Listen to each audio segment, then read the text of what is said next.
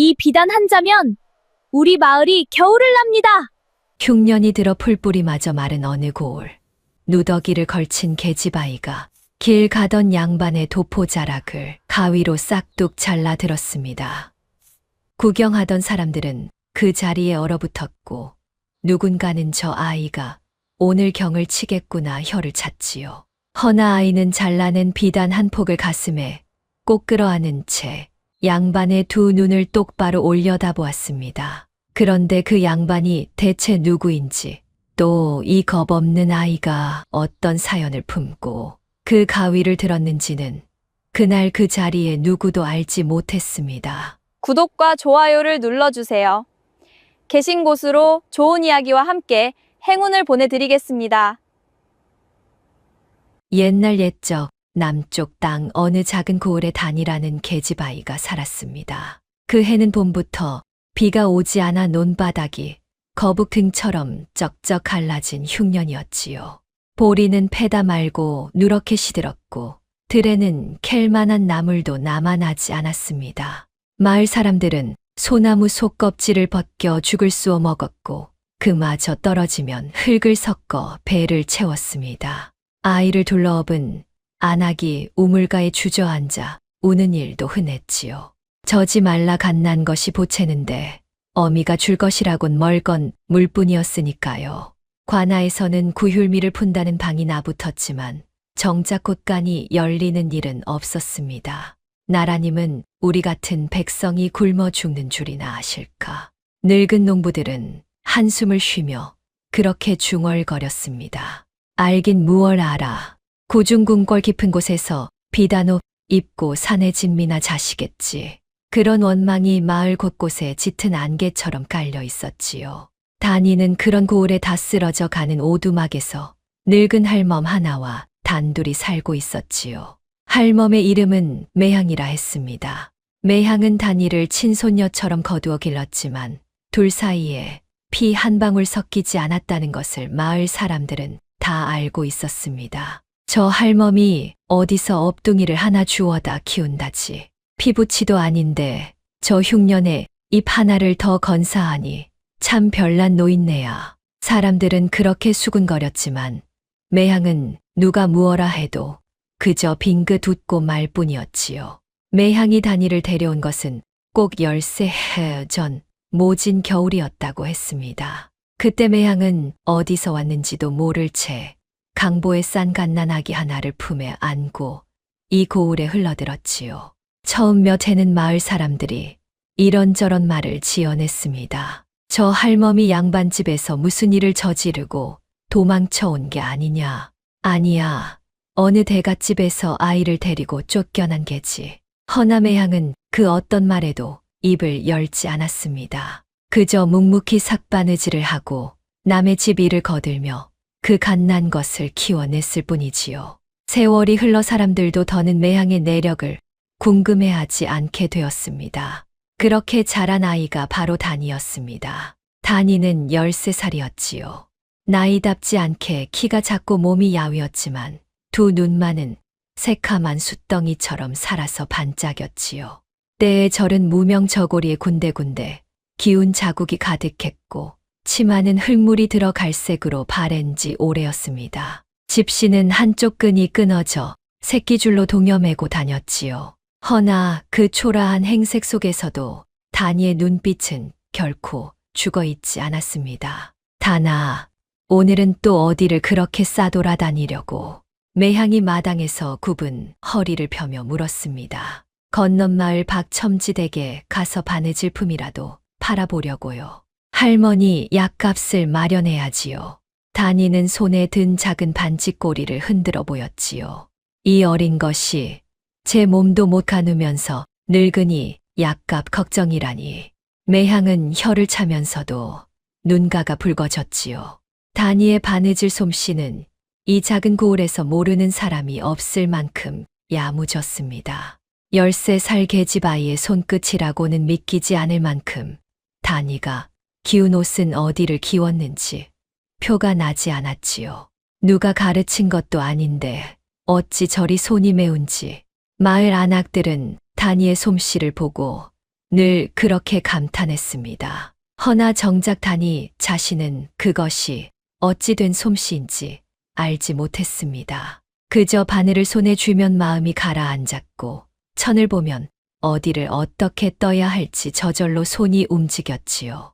그날도 다니는 건넌마을로 바느질품을 팔러 나섰습니다. 가는 길에 마을 어귀의 큰 느티나무 아래를 지나는데 거기 한 늙은 거지가 쓰러져 있었습니다. 아이고, 영감님, 여기서 이러시면 큰일 나요. 다니는 얼른 다가가 거지를 부축해 일으켰지요. 거지는 며칠을 굶었는지 입술이 다 터져 있었지요. 다니는 망설임 없이 제품에서 마지막 남은 주먹밥 한 덩이를 꺼내 거지의 손에 쥐어 주었습니다. 이거라도 드세요. 제 건 괜찮으니까요. 너도 먹을 게 없을 터인데 어찌 이걸 내게? 거지가 떨리는 목소리로 물었습니다. 굶는 건 저나 영감님이나 매한가지인데 두 사람이 같이 굶느니 한 사람이라도 사는 게 낫지요. 다니는 그렇게 말하고는 거지의 등을 토닥여 주었지요. 거지는 주먹밥을 받아 들고도 선뜻 입에 대지 못했습니다. 내 이름이 무엇이냐? 다니라고 해요. 그냥 다니요. 성은 무엇이고 성이 어디 있나요? 저 같은 것에게. 다니는 별일 아니라는 듯 웃었지만 거지의 눈빛은 점점 깊어졌습니다. 이 흉년에 제 입에 밥을 남에게 내어주는 아이라. 거지가 혼잣말처럼 중얼거렸지요. 네, 그 마음이 어디서 왔는지 이 늙은이가 한번 알고 싶구나. 마음에 어디가 따로 있나요? 배고픈 사람을 보면 그냥 마음이 쓰이는 거지요. 거지는 주먹밥을 받아 들고 한참을 다니의 얼굴만 바라보았습니다. 그 눈빛이 어쩐지 예사롭지 않았지만 다니는 미처 알아채지 못했지요. 사실 이 늙은 거지의 행색을 한 사람은 보통 사람이 아니었습니다. 그가 누구인지는 차차 밝혀질 일이니 우선은 이야기를 따라가 보기로 하지요. 다니가 건넌마을에 다녀와 다시 오두막으로 돌아왔을 때였습니다.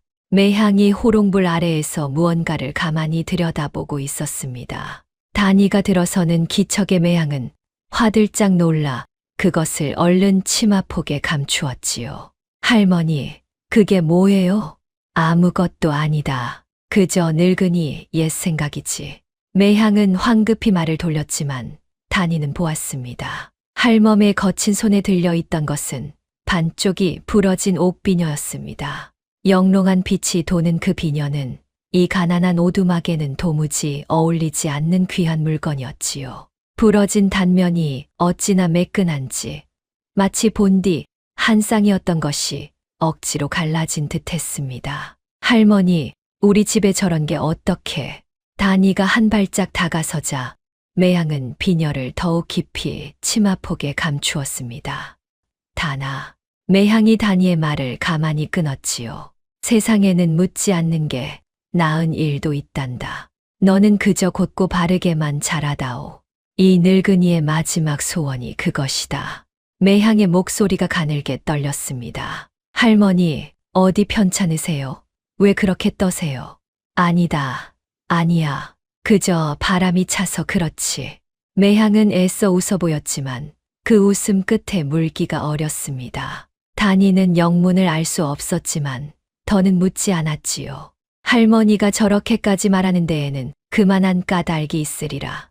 그렇게 생각할 뿐이었습니다. 그날 밤 다니는 잠든 매향의 곁에서 가만히 노래를 흥얼거렸습니다. 어디서 배운 적도 없는 자장가였지요. 자장자장 우리 아기 금자동아 옥자동아. 그 가락은 어쩐지 구슬프고도 고왔습니다. 이상한 일이었습니다. 다니는 이 노래를 누구에게 배운 기억이 없었지요. 허나 어릴 적부터 마음이 헛헛할 때면 저도 모르게 이 가락이 입가에 맴돌았지요. 다나, 그 노래는 어디서 배웠니? 언젠가 매향이 떨리는 목소리로 물은 적이 있었습니다. 몰라요. 그냥 마음속에 있었어요. 할머니도 아시는 노래예요. 그때 매향은 한참을 말이 없다가 그저 고개만 저었지요. 매향은 잠든 척 눈을 감고 있었지만 그 노래를 들으며 베개를 적셨습니다. 이 자장가가 어디서 흘러온 것인지 단이는 알지 못했지요. 이 고을에 누군가가 있어 단이를 가리켜 이런 말을 한 적이 있었습니다. 바로 마을의 늙은 훈장이었지요. 어느 날 단이가 훈장댁 마당을 쓸어주고 있을 때였습니다. 훈장이 단이를 가만히 불러 세우더니 이렇게 말했습니다. 단아, 너는 어찌 그리 비단 한 조각을 아끼느냐. 그날 단이는 길에 떨어진 작은 비단 헝겊 하나를 주워 그것을 곱게 빨아 마을 병든 아이의 베개시스로 내어준 참이었지요. 비단이 귀해서가 아니라 그 한 조각이 누군가에겐 약이 되니까요. 단이가 그렇게 답하자 훈장은 수염을 쓰다듬으며 고개를 끄덕였지요. 사람의 귀함은 비단 옷에 있지 않고 그 비단 한 자를 누구에게 내어주느냐에 있느니라. 훈장의 말에 단이는 고개를 갸웃했습니다. 어린 단이로서는 그 말의 깊은 뜻을 미처 헤아릴 수 없었지요. 비단 한 자가 사람을 귀하게 한다니 그게 무슨 말씀이세요? 허허, 지금은 몰라도 좋다. 언젠가 내가 그 말을 뼛속까지 새기는 날이 올 게야. 훈장은 그렇게 말하고는 다시 책장을 넘겼습니다. 단이는 그 말을 마음 한구석에 담아두었지만 그것이 제 운명을 가르는 말이 될 줄은 꿈에도 몰랐습니다. 그저 가난하지만 고든 계집아이로 늙은 할멈을 봉양하며 하루하루를 살아갈 뿐이었지요. 허나 세상은 단이를 그렇게 조용히 내버려 두지 않았습니다. 그 흉년의 가을, 단이의 고을에 한 무리의 발길이 들어서면서 잠잠하던 운명의 물레가 천천히 돌기 시작했습니다. 그것이 무엇을 뜻하는 일인지 그때의 단이는 알 길이 없었지요. 단이가 사는 고을에서 한나절 거리 떨어진 곳에 큰 관아가 하나 있었습니다. 그 고을 일대를 다스리는 것은 윤덕로라는 대감이었지요. 윤덕로는 한양의 세도가에서 내려온 사람으로 외척 중에서도 손꼽히는 권세가였습니다. 나라의 곳간을 주무르고 벼슬자리를 사고 팔며 임금의 눈과 귀를 가리는 자라는 소문이 자자했지요.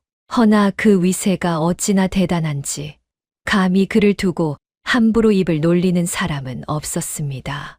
윤덕로는 기름진 얼굴에 처진 눈, 두꺼운 입술을 가진 사내였습니다. 몸에 꽉 끼는 짙은 자주색 비단 두루마기를 걸치고 호박으로 만든 갓끈을 늘어뜨렸으며 손가락마다 금가락지가 번쩍였지요. 그가 행차할 때면 길 가던 백성들은 모두 길섭으로 비켜서 고개를 조아려야 했습니다. 올해도 흉년이 들었으니 세곡을 어찌 거둘고 어느 날 윤덕로가 아래 것들을 불러 모아놓고 말했습니다. 대감마님, 백성들이 굶어 죽는 판에 세곡이라니요. 무리이옵니다. 한 늙은 아전이 조심스레 아뢰었지요. 무리, 흉년이라고 나라 곳간을 비워두란 말이냐. 윤덕로의 처진 눈매가 사납게 일그러졌습니다. 백성이 굶는 것은 백성의 사정이고 세곡을 채우는 것은 나라의 일이다. 너는 어느 쪽 녹을 먹고 사느냐. 송구하옵니다. 대감마님, 늙은 아전은 더 말을 잇지 못하고 그대로 고개를 떨구었습니다. 윤덕로의 서슬에 다른 아전들도 숨소리조차 내지 못했지요. 늙은 아전은 그대로 입을 다물 수밖에 없었지요. 윤덕로 밑에서는 바른 말을 하는 자가 살아남지 못했습니다. 그렇게 백성의 고혈을 짜내어 윤덕로의 곳간은 날로 그득해졌지요. 윤덕로의 욕심은 곡식에만 그치지 않았습니다. 그가 특히 탐내는 것은 진상품 비단이었지요. 본디 그 고을은 예부터 비단을 잘 짜기로 이름난 땅이었습니다. 고을의 안악들이 밤을 새워 짠 고운 비단은 나라에 진상되어 궁중에서 쓰이는 귀한 물건이었지요. 허나 윤덕로는 그 진상 비단마저 중간에서 가로채었습니다. 백성이 피땀으로 짠 비단을 빼돌려 제 옷을 짓고 한양의 세도가들에게 뇌물로 바쳤지요. 올해 진상할 비단은 얼마나 되느냐. 20필이옵니다. 대감마님, 10필만 궁에 올리고 나머지는 이리로 드리라. 허나 그리하면 진상 수량이 모자라 장부에는 20필 다 올린 것으로 적으면 그만이지. 누가 그 비단을 일일이 세어본단 말이냐. 윤덕로는 음흉하게 웃었습니다. 그렇게 빼돌린 비단으로 윤덕로는 호사를 누렸지만 정작 비단을 짠 백성들은 그 값을 한 푼도 받지 못했지요. 밤새 배틀 앞에서 등이 굽도록 일하고도 그들의 손에 남는 것은 헛헛한 빈손뿐이었습니다. 우리가 짠 비단이 다 어디로 갔단 말이오. 윤대감 등짝에 걸쳐졌지. 어디로 가긴. 백성들의 원망은 깊었지만 누구도 감히 그것을 입 밖에 내지 못했습니다. 이 빼돌린 비단이 훗날 윤덕로의 목을 죄는 올가미가 될 줄은 그 자신도 까맣게 몰랐지요. 한편 그 무렵 한양의 궁궐에서는 한 가지 큰 결심이 이루어지고 있었습니다. 바로 임금의 일이었지요. 임금은 47의 나이로 위엄 있는 이마에 짙은 눈썹, 잘 다듬은 수염을 가진 분이었습니다. 백성을 아끼는 마음이 깊었으나 늘 마음 한구석에 채워지지 않는 외로움이 있었지요. 임금에게는 일찍 세상을 떠난 딸이 하나 있었습니다. 13해 전 한창 꽃다운 나이에 궁을 떠나 비명에 간 옹주였지요. 또 옹주 생각을 하시옵니까, 전하. 곁에서 시중을 들던 늙은 내관이 조심스레 여쭈었습니다. 벌써 13해가 지났구나. 그 아이가 살아있었다면 지금쯤 어떤 모습이었을꼬. 임금의 목소리에 깊은 회한이 묻어났습니다. 옹주는 윤덕로 무리의 모함을 받아 궁에서 쫓겨났고 폐출된 지 얼마 되지 않아 객지에서 숨을 거두었다 했지요. 그 모함이란 것이 참으로 모질었습니다. 옹주가 적국과 내통하여 나라의 기밀을 팔아넘겼다는 것이었지요. 허나 그것은 윤덕로가 제 권세를 위해 꾸며낸 거짓이었습니다. 옹주는 본디 성품이 고다 윤덕로의 비리를 임금께 아뢰려 한 적이 있었지요. 그것을 안 윤덕로가 선수를 쳐 옹주에게 역적의 누명을 씌운 것입니다. 내 딸이 그럴 아이가 아니다. 무언가 잘못되었다. 임금은 그렇게 의심했지만 조정 대신들이 한 목소리로 옹주를 몰아붙였지요. 그 대신들 뒤에 윤덕로가 있었음을 임금은 한참 뒤에야 알았습니다. 임금은 뒤늦게 그것이 모함이었음을 어렴풋이 알았지만 이미 딸은 이 세상 사람이 아니었지요. 더욱 가슴 아픈 것은 옹주가 죽기 전 아이를 가졌다는 소문이었습니다. 옹주가 폐출될 때 이미 회임 중이었다는 말이 있사옵니다. 그 아이는 어찌 되었느냐. 그것이 옹주와 함께 죽었다고도 하고 어디론가 사라졌다고도 하옵니다. 종적을 알 수 없사옵니다. 임금은 그 말을 듣고 며칠 밤을 잠 못 이루었습니다.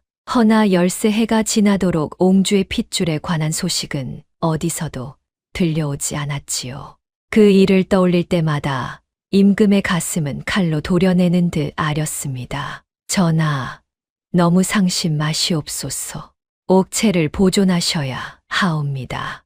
내가 임금이랍시고 제 자식 하나 지키지 못했다. 그러고도 어찌 백성을 지킨다 하겠느냐. 임금은 그렇게 탄식했습니다. 그날 밤 임금은 한 가지 결심을 했지요. 내 직접 백성의 삶을 보아야겠다. 전하, 그것이 무슨 말씀이시옵니까?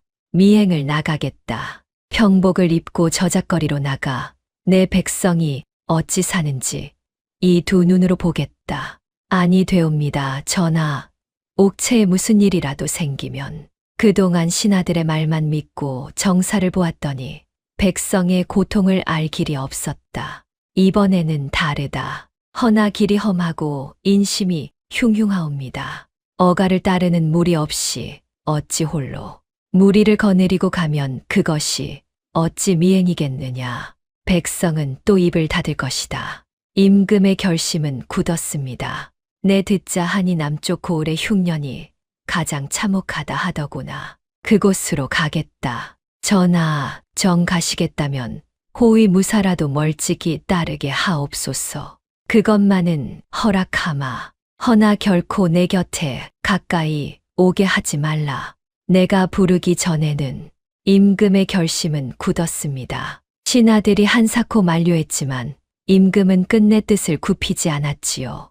이튿날 임금은 수수한 옥색 도포를 걸치고 평민의 갓을 쓴 채 궁을 나섰습니다. 이름도 박첨지라 둘러대기로 했지요. 허나 그 옥색 도포만은 보통 물건이 아니었습니다. 겉으로 보기엔 수수했으나 안감에는 임금만이 알아볼 수 있는 무늬가 곱게 수놓여 있었지요. 그 무늬가 무엇인지는 머지않아 다니의 손끝에서 밝혀질 운명이었습니다. 허나 그때 임금은 자신이 어떤 만남을 향해 걸어가고 있는지 알지 못했습니다. 임금이 향한 곳은 다름 아닌 흉년이 가장 심하다는 남쪽 고을이었지요. 바로 다니가 사는 그 고을 일대였지요. 임금은 며칠을 걸어 그 땅에 이르렀습니다. 가는 곳마다 백성의 참상은 이루 말할 수 없었지요. 들에는 굶어 쓰러진 사람이 있었고 길가에는 버려진 아이가 울고 있었습니다. 이것이 내 백성의 삶이란 말이냐. 임금은 차마 눈뜨고 볼 수 없어 몇 번이나 걸음을 멈추었습니다. 관아에서는 구휼미를 푼다 하지 않았더냐. 어찌하여 이 지경인고. 임금이 길가의 한 농부에게 슬며시 물었지요. 구휼미요. 그게 어디 우리 입에 들어오는 줄 아시오. 다 윤대감 곳간으로 들어가지. 농부는 주위를 살피며 목소리를 낮추었습니다. 윤대감이라. 쉿. 그 이름 함부로 입에 올리지 마시오. 잘못하면 경을 친다오. 어찌 그리 무서운 사람이오. 무섭다마다요. 작년에 박진사댁 어른이 윤대감 비리를 고하겠다고 한양으로 올라갔는데 그 길로 영영 소식이 끊겼지 뭐요. 농부는 몸서리를 쳤습니다. 우리 같은 백성은 그저 입 다물고 죽은 듯이 사는 수밖에 없소. 나라님도 윤대감은 어쩌지 못한다는데 우리가 무얼 하겠소. 나라님이 정말 모르신단 말이오? 알면 가만두시겠소. 다 윤대감 패거리가 나라님 눈과 귀를 막고 있으니 그렇지. 임금의 두 눈이 깊이 가라앉았지요. 구중궁궐에서는 결코 알 수 없던 진실이 이 흙바닥 위에 적나라하게 드러나 있었지요. 내가 그동안 얼마나 어두운 임금이었던가. 임금은 속으로 깊이 탄식했습니다. 임금은 더욱 허름한 거지 행색을 하고 마을 곳곳을 살피기로 마음먹었습니다. 그리하여 마을 어귀 느티나무 아래에 쓰러져 있던 그 거지가 바로 임금이었던 것입니다. 그리고 그곳에서 임금은 제 입에 밥을 선뜻 내어주던 한 계집아이를 만나게 되었지요. 바로 단이었습니다. 임금은 그 아이의 맑은 눈빛과 고든 마음씨를 보고 어쩐지 가슴이 뭉클해졌습니다. 이 험한 세상에 아직도 저런 아이가 있구나. 이상한 일이었지요. 그 아이를 보고 있자니 어쩐지 낯설지 않은 느낌이 들었지요. 어디서 본 듯한 눈매, 어디서 들은 듯한 목소리. 임금은 고개를 갸웃했지만 그것이 무엇 때문인지 알 수 없었습니다. 늙은이가 헛것을 다 보는구나. 저런 거지 아이가 누구와 닮았다고. 임금은 그렇게 마음을 다잡았습니다. 허나 임금은 미처 알지 못했지요. 그 아이가 제게 어떤 인연으로 얽힌 사람인지를 말이지요. 운명의 실은 두 사람도 모르는 사이에 이미 단단히 매듭지어지고 있었습니다. 거지 행색의 임금은 며칠 동안 단위의 고을에 머물렀습니다. 주막 한 구석에 자리를 잡고 낮이면 마을을 돌며 백성의 사정을 살폈지요. 그러는 동안 임금은 단이를 몇 번 더 마주쳤습니다. 단이는 볼 때마다 누군가를 돕고 있었지요. 물을 길어다 거동 못하는 노인에게 가져다 주고 우는 아이를 달래고 병든 이웃에 약을 다렸습니다. 저 아이는 어찌 제 한 몸 건사하기도 바쁠 터인데 늘 남을 돌보는 고. 임금은 그런 단이를 멀리서 지켜보며 마음이 따뜻해졌습니다. 하루는 임금이 단이에게 슬쩍 물었지요. 얘야, 너는 어찌 그리 남을 돕느냐. 내 사정도 딱하면서 제 사정이 딱하니까 남의 딱한 사정이 더 잘 보이는 거예요. 단이의 대답에 임금은 잠시 말을 잃었습니다. 누가 너에게 그런 것을 가르치더냐. 가르친 사람은 없어요. 우리 할머니가 늘 그렇게 사시니까 저도 보고 배운 거지요. 임금은 고개를 끄덕였습니다. 내 할머니는 어떤 분이시냐? 세상에서 제일 좋은 분이세요. 피 한 방울 안 섞인 저를 거두어 키워주셨거든요. 단이는 환하게 웃었지요. 허나 요즘은 부쩍 기운이 없으세요. 그래서 제가 약값을 벌어야 해요. 그렇구나. 효성이 지극하구나. 임금은 그 말에 또 한 번 가슴이 뭉클했습니다. 이 험한 세상에 어찌 저런 아이가 있을꼬. 내 궁에 있는 그 어떤 귀한 자제보다 마음이 곱구나. 어린아이의 입에서 나온 말이 어찌 그리 깊은지 임금은 자꾸만 그 아이가 마음에 밟혔지요. 이상한 일이었습니다. 그 아이를 볼 때마다 임금은 가슴 한 구석이 알 수 없이 저릿해지곤 했습니다. 그 무렵 윤덕로에게 한 가지 골칫거리가 생겼지요. 빼돌린 비단을 처리하는 일이 자꾸 마음에 걸렸던 것이지요. 대감마님, 빼돌린 비단을 어찌 처분하면 좋겠사옵니까? 행여 진상 수량이 모자란 것이 들통나면 그것은 걱정 말라. 내 다 수를 써 두었느니라. 윤덕로는 음흉하게 웃었습니다. 사실 윤덕로는 더 대담한 짓을 저질렀지요. 빼돌리고 남은 비단 중 가장 고운 것을 도리어 제 이름으로 진상품에 끼워 넣은 것입니다. 이렇게 내 손으로 진상까지 올려두면 누가 감히 내가 비단을 빼돌렸다 의심하겠느냐. 오히려 충신 소리를 듣겠지. 윤덕로의 간계는 거기까지 미쳤습니다. 그리하여 그 비단은 한양으로 올라가 임금의 진상품 곳간에 들었지요.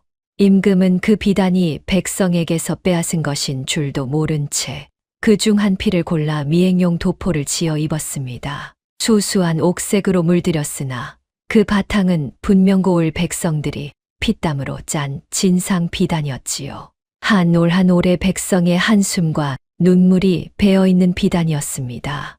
임금도 윤덕로도 그 비단이 머지않아 단이의 눈앞에서 다시 만나게 될 줄은 꿈에도 몰랐습니다. 드디어 운명의 그날이 왔지요.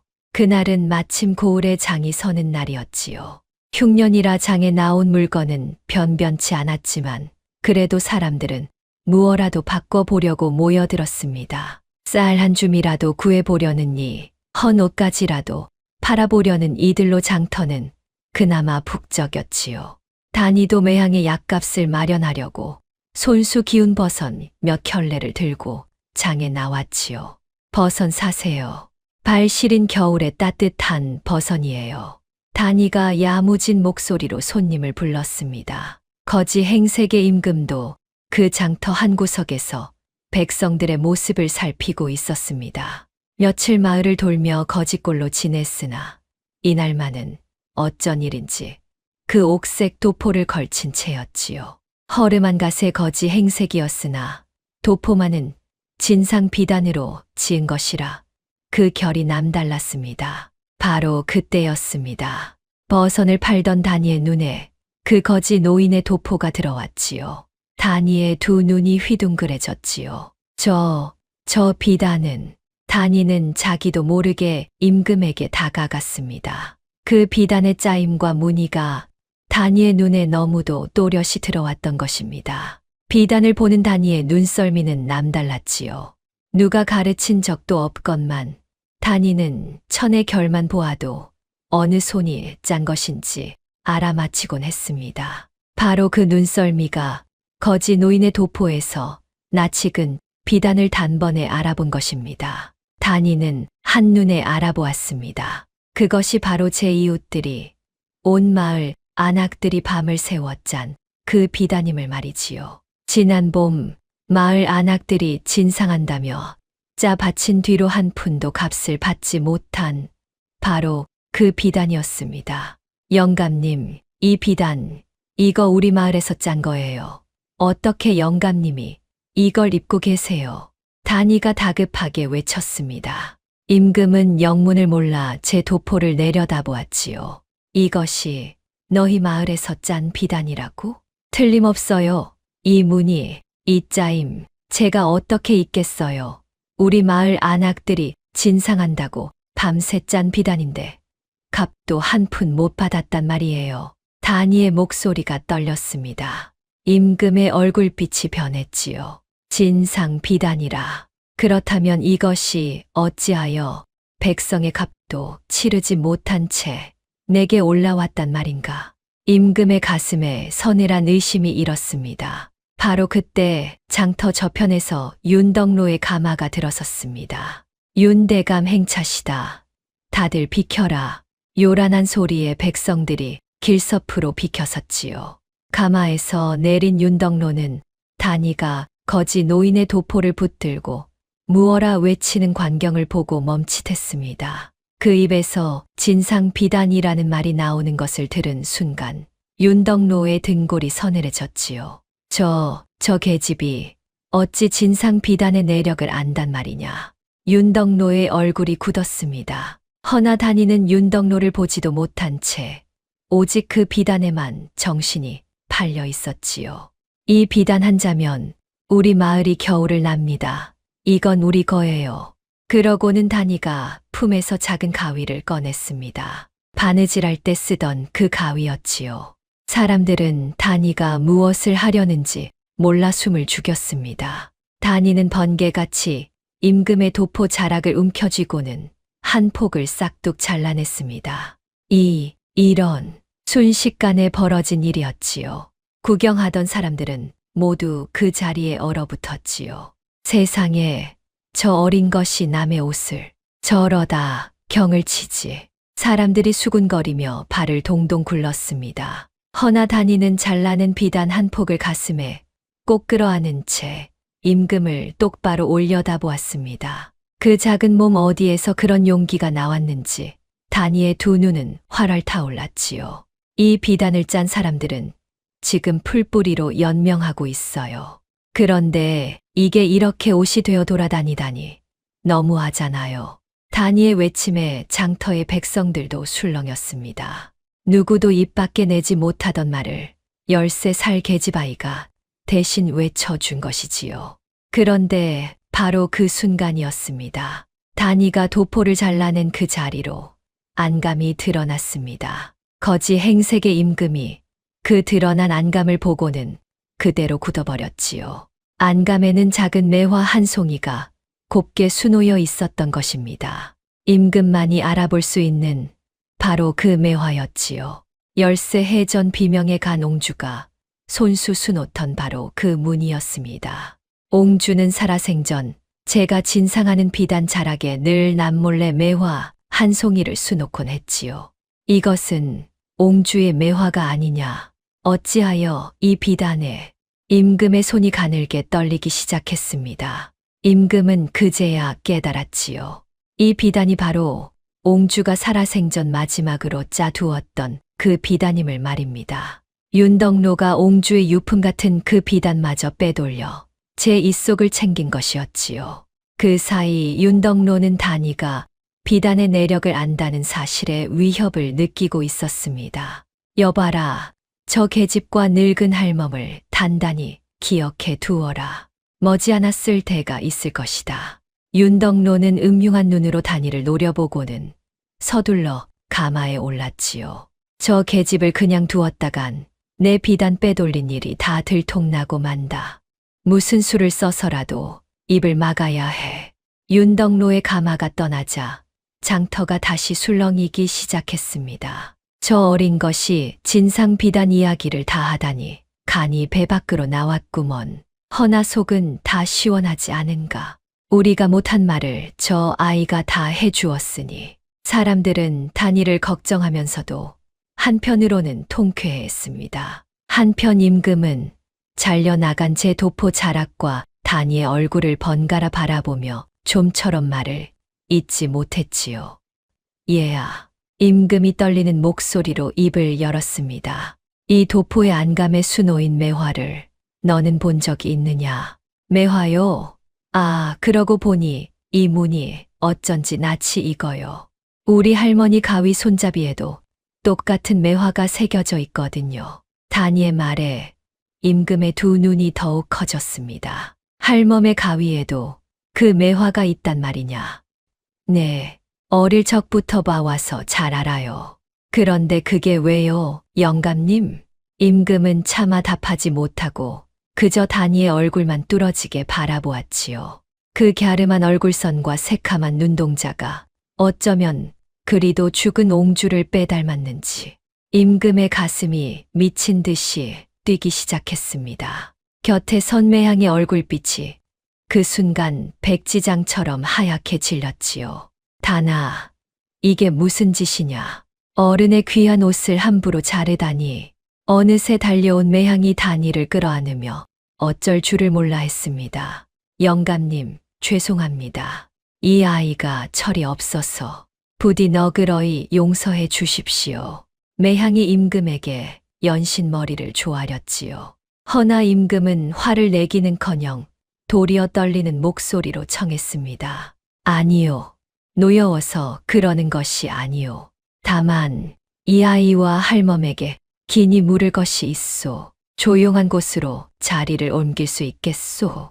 거지 행색이었으나 그 말에는 거역할 수 없는 무게가 실려 있었지요. 매향은 영문을 몰랐지만 어쩐지 그 눈빛을 거스를 수 없어 고개를 끄덕였습니다. 다나, 가자. 이 어른을 따라가자꾸나. 그렇게 임금은 다니와 매향을 데리고 장터를 빠져나갔습니다. 한편 멀어지는 가마 안에서 윤덕로는 다니의 뒷모습을 노려보고 있었지요. 저 계집이 진상 비단의 내력을 안다는 것은 누군가 내 일을 캐고 있다는 뜻이다. 화근은 일찍 잘라야 하는 법. 윤덕로의 두 눈에 음흉한 살기가 스쳤습니다. 무언가 오래 묻어두었던 비밀이 천천히 흙을 뚫고 솟아오르려 하고 있었습니다. 임금은 다니를 주막의 조용한 방으로 데려갔지요. 매향도 떨리는 걸음으로 그 뒤를 따랐지요. 방에 들어선 임금은 잘려나간 채 도포 자락을 다니에게 청해받아 들었습니다. 안감에 수놓인 그 매화를 임금은 몇 번이고 어루만졌지요.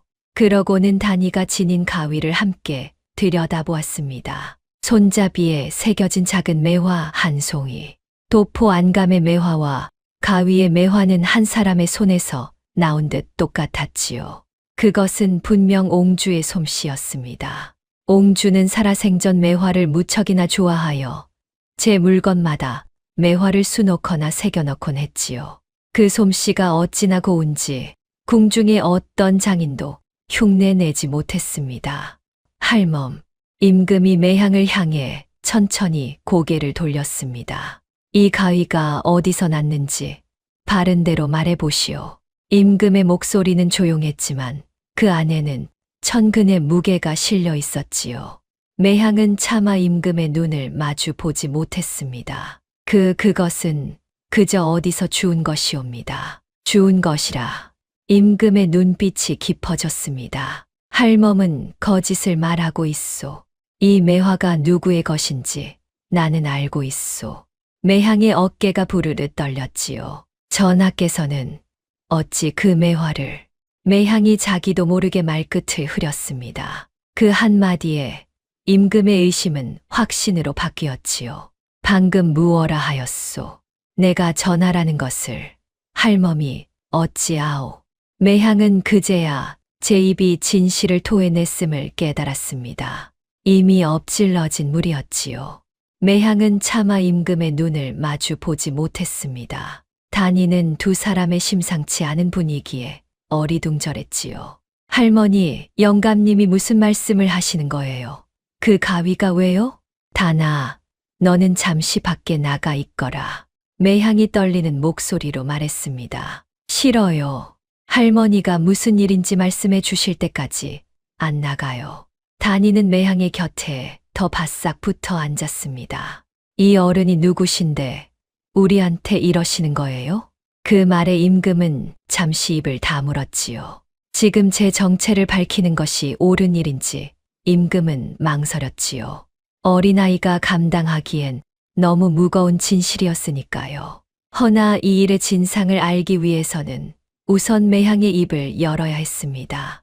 얘야, 나는 임금이 무어라 말하려는 순간 매향이 갑자기 임금 앞에 엎드렸습니다. 전하, 부디 이 늙은 것의 죄를 용서하여 주시옵소서. 매향의 입에서 전하라는 말이 터져 나왔지요. 다니의 눈이 휘둥그레졌지요. 저 전하라고요? 할머니, 그게 무슨...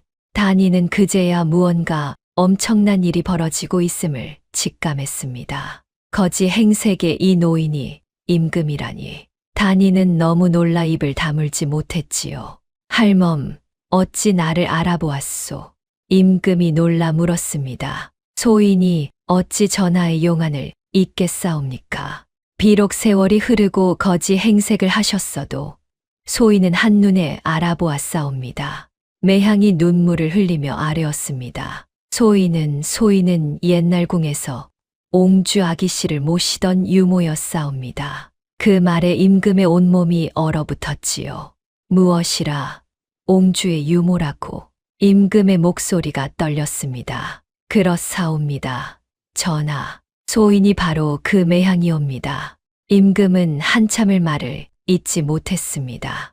13해 전 옹주가 패출되던 그날, 옹주의 곁을 지키던 유모가 함께 종적을 감추었다는 것을 임금은 알고 있었지요. 그렇다면 이 아이는...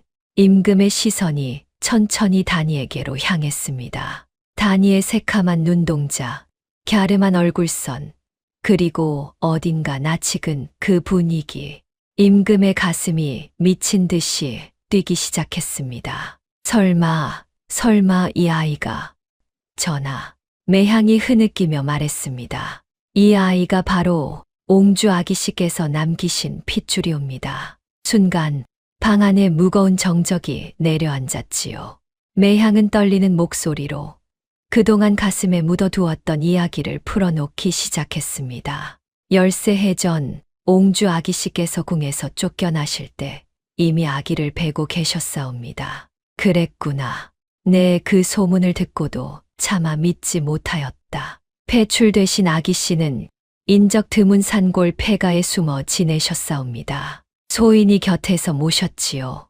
허나 모진 마음고생에 산고까지 겹쳐 아기씨는 이 아이를 낳으시고 그만. 매향은 말을 잇지 못하고 흐느꼈습니다. 아기씨께서 마지막 숨을 거두시며 이 아이를 소인의 품에 안겨주셨사옵니다. 그러고는 이리 말씀하셨지요. 매향아, 이 아이만은 살려다오. 절대 그 손이 닿지 않는 곳에서 키워다오. 그 손이라면 윤덕로 말이로구나. 임금의 목소리에 노기가 서렸지요. 그러하옵니다. 아기씨는 끝까지 그자를 두려워하셨사옵니다. 그래서 소인은 아기씨의 성도, 출생도 모두 숨긴 채 이 아이를 그저 평범한 거지 아이로 키운 것이옵니다. 임금은 두 주먹을 부르르 떨었습니다. 13해라. 그동안 이 아이가 곤줄이며 자라는 것을 할멈 혼자 다 지켜보았구려. 소인이 무능하여 아기씨의 핏줄을 이리 고생시켰사옵니다. 죽어 마땅한 죄이옵니다. 매향이 다시 엎드려 흐느꼈습니다. 아니요. 할멈이야말로 이 아이의 목숨을 구한 은인이요. 그 험한 세월을 어찌 다 견뎌냈소. 이 아이가 바로 옹주 아기씨께서 남기신 핏줄이옵니다. 다니는 무슨 말인지 알아듣지 못하고 두 사람을 번갈아 보았지요. 할머니, 옹주가 누구예요? 핏줄이라니. 그게 무슨 말이에요? 허나 임금은 다니의 물음에 답할 겨를이 없었습니다. 임금의 두 눈에서 굵은 눈물이 흘러내리고 있었으니까요. 내 손녀, 내 핏줄이 살아있었단 말이냐. 이 세상에 살아있었단 말이냐. 임금은 떨리는 손을 뻗어 다니의 얼굴을 어루만지려 했습니다. 허나 차마 손이 닿기 직전에 멈추었지요. 이 험한 세상에서 거지처럼 자란 아이가 제 핏줄이라니. 임금은 가슴이 미어지는 듯 했습니다. 잠깐만요. 다니가 한 발짝 물러섰습니다. 저는 무슨 말인지 하나도 모르겠어요. 옹주가 누구고 핏줄이 무슨 뜻인지. 다니의 목소리에는 두려움이 묻어 있었지요. 13살 아이에게는 너무도 갑작스럽고 엄청난 이야기였지요. 저는 그냥 다니예요. 할머니랑 사는 바느질하는 단이라고요. 다나. 매향이 다니의 손을 꼭 잡았습니다. 이 할미가 그동안 너에게 숨긴 것이 있단다. 너는 본디 귀하디 귀한 분의 핏줄이야. 귀한 분이라니요. 저는 거지인데요. 아니다. 너는 한 번도 거지였던 적이 없어. 그저 세상이 너를 거지로 살게 했을 뿐이지. 매향의 말에 다니는 더욱 혼란스러워졌습니다. 임금은 그런 다니를 바라보며 차마 말을 잇지 못했지요. 지금 당장 모든 것을 밝히고 다니를 궁으로 데려가고 싶었지만 임금은 신중해야 했습니다. 윤덕로가 이 사실을 알면 다니를 가만두지 않을 것이 분명했으니까요. 13해 전 옹주를 모함해 죽음으로 몰아넣은 그 손이 이번에는 다니를 향할 것이 뻔했지요. 매향 할멈, 임금이 결심한 듯 입을 열었습니다. 이 일은 당분간 비밀로 해야겠소. 윤덕로가 알면 큰일이오. 전하의 뜻이 그러하시다면 소인도 따르겠사옵니다. 매향은 그러고는 품속에서 무언가를 조심스레 꺼냈습니다. 반쪽이 부러진 옥비녀였지요. 이것은 아기씨께서 마지막까지 품고 계시던 것이옵니다. 본디 한 쌍이었으나 어찌된 영문인지 한 짝이 부러져 반쪽만 남았사옵니다. 임금이 그 옥비녀를 받아 든 순간 또 한 번 온몸이 떨렸습니다. 이 비녀는 임금은 떨리는 손으로 비녀를 어루만졌습니다. 이것은 내가 옹주에게 준 비녀로구나. 본디 한 쌍이었는데 한 짝은 내가 궁에 두고 왔고 한 짝은 옹주가 지녔지. 옹주가 그리울 때면 내 짝을 꺼내보곤 했다. 임금의 눈에서 또다시 눈물이 흘러내렸지요. 이 비녀가 옹주의 반쪽이 틀림없다. 내 궁으로 돌아가는 날 반드시 그 짝을 가져와 이 비녀와 맞추리라. 두 짝이 하나로 맞물리는 그날 모든 진실이 백일하에 드러날 것이다. 임금은 옥비녀를 매향에게 도로 건네며 신신당부했습니다. 그때까지 이 비녀를 잘 간수하시오. 이것이 다니의 신분을 증명할 가장 확실한 증표가 될 것이오. 명심하겠사옵니다. 전하, 내 반드시 이 아이를 지킬 것이오. 그리고 옹주의 누명도 윤덕로의 죄도 모두 밝혀낼 것이오. 임금의 두 눈에 굳은 결의가 서렸습니다. 13해 동안 가슴에 묻어두었던 회한이 이제 분노가 되어 타오르기 시작했지요. 다나, 임금이 다니를 향해 부드럽게 말했습니다. 지금은 내가 모든 것을 이해하지 못해도 좋다. 허나 이것 하나만은 기억하거라. 너는 결코 혼자가 아니다. 이 늙은이가 이제 너를 지킬 것이야. 다니는 그 말의 뜻을 다 헤아리지는 못했지만 그 거지 노인의 눈빛에서 진심을 읽었습니다. 어쩐지 그 눈빛이 오래전부터 알던 사람처럼 따뜻했지요. 영감님, 아니 뭐라고 불러야 할지 모르겠어요. 다니가 머뭇거리며 말했습니다. 지금처럼 영감님이라 불러도 좋다. 아직은 그게 편하겠지. 임금이 부드럽게 웃었습니다. 그 웃음 속에는 13해의 그리움과 회한이 그리고 이제 막 되찾은 핏줄을 향한 벅찬 사랑이 함께 담겨 있었지요. 저는 잘 모르겠지만 영감님이 나쁜 분이 아니라는 건 알아요. 좋은 분이세요. 다니의 말에 임금은 또 한 번 코끝이 시큰해졌습니다. 그날 이후 다니의 운명은 거센 물살에 휩쓸리듯 흘러가기 시작했습니다. 허나 그 물살이 얼마나 험할지는 아직 아무도 알지 못했지요. 임금은 다니의 신분을 당장 밝히는 대신 조용히 때를 기다리기로 했습니다. 윤덕로의 죄를 확실히 밝혀내고 옹주의 누명을 벗긴 뒤에 다니를 떳떳하게 궁으로 데려갈 작정이었지요. 그러기 위해 임금은 거지 행색을 유지한 채 다니의 곁에 더 머물기로 했습니다. 내 한동안 이 고을에 머물며 너희를 돌보아 주마. 영감님이 우리 집에 계신다고요? 그럼 좋지요. 다니는 환하게 웃었습니다. 어쩐 일인지 다니는 그 거지 노인이 조금도 어렵지 않았지요. 오히려 오래전 헤어진 가족을 다시 만난 듯 마음이 푸근했지요. 임금 또한 다니와 함께 지내는 시간이 더없이 소중했습니다. 13해 동안 그리워하던 핏줄과 이렇게 한 지붕 아래 있게 되다니 임금은 매일같이 가슴이 벅찼지요. 하루는 단이가 임금에게 바느질을 가르쳐 달라 청했습니다. 아니, 정확히는 단이가 임금에게 바느질을 가르쳐 주었지요. 영감님, 이 버선 구멍 난 데 좀 보세요. 제가 기워 드릴게요. 단이는 능숙한 솜씨로 임금의 해진 버선을 기웠습니다. 그 손놀림을 보며 임금은 눈시울이 붉어졌지요. 내 바느질 솜씨가 참으로 곱구나.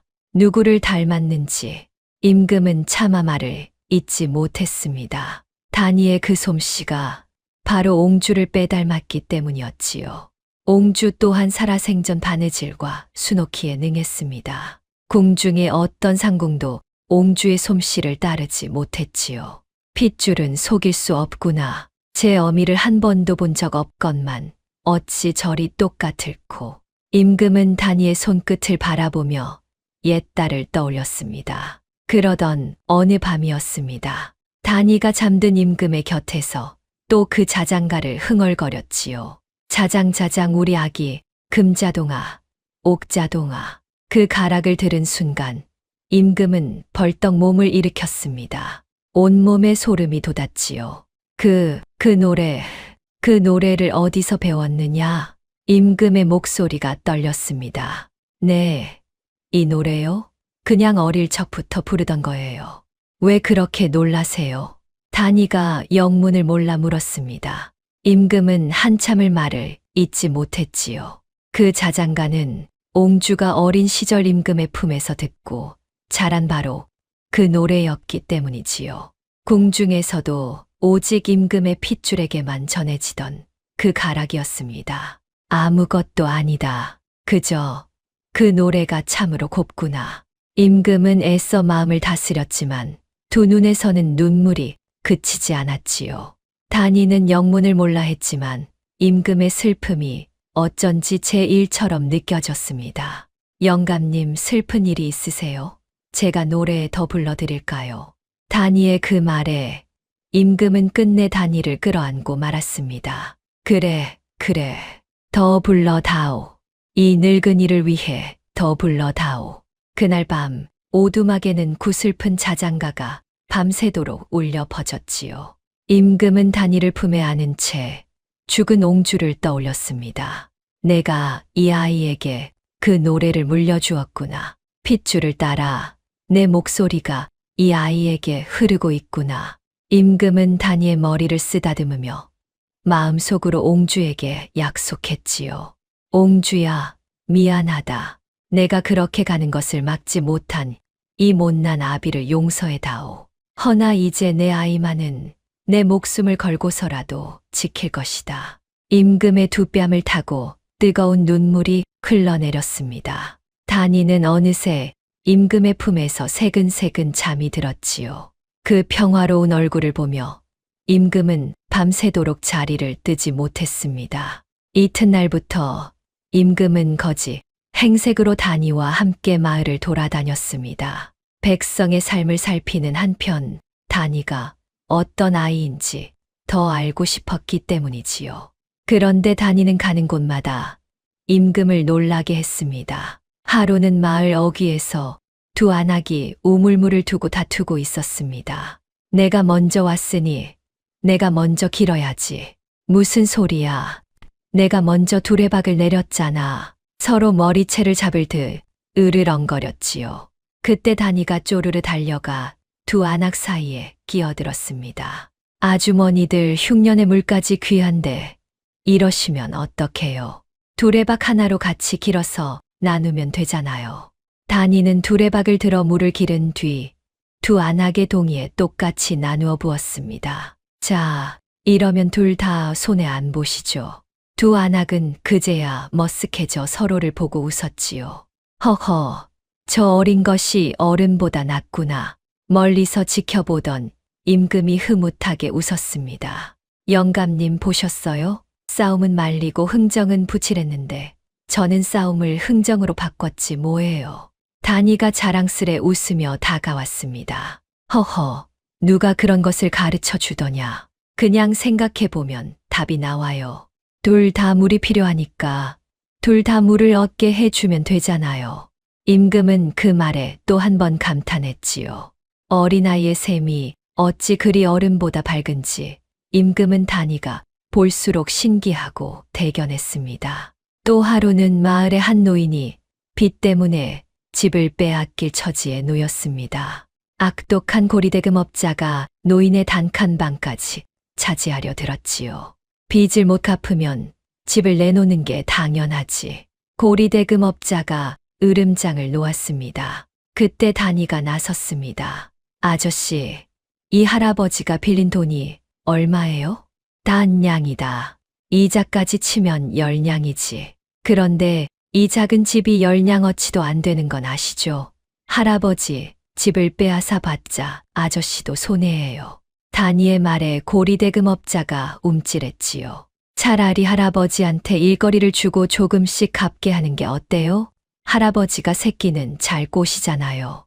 그 새끼를 아저씨가 받아서 장에 내다 팔면 빚도 갚고 아저씨도 이문을 남기고 둘 다 좋잖아요.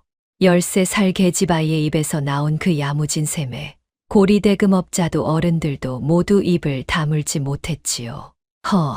그 말이 일리가 있구먼. 그럼 그렇게 해보세. 고리대금업자는 결국 단이의 제안을 받아들였습니다. 노인은 단이의 손을 붙잡고 눈물을 흘렸지요. 고맙다. 내 덕에 이 늙은이가 길에 나앉지 않게 되었구나. 그뿐이 아니었습니다. 며칠 뒤 마을 장터에서 또 한바탕 소동이 벌어졌지요. 떡장수 안악이 그만 떡 한 지박을 엎어 애써 만든 떡을 길바닥에 다 쏟고 말았습니다. 아이고, 이를 어째. 이 떡을 팔아야 약값을 대는데. 안악이 주저앉아 울음을 터뜨렸지요. 지나가던 사람들은 흙 묻은 떡을 보고는 혀만 차며 지나갔습니다. 그때 단이가 다가갔습니다.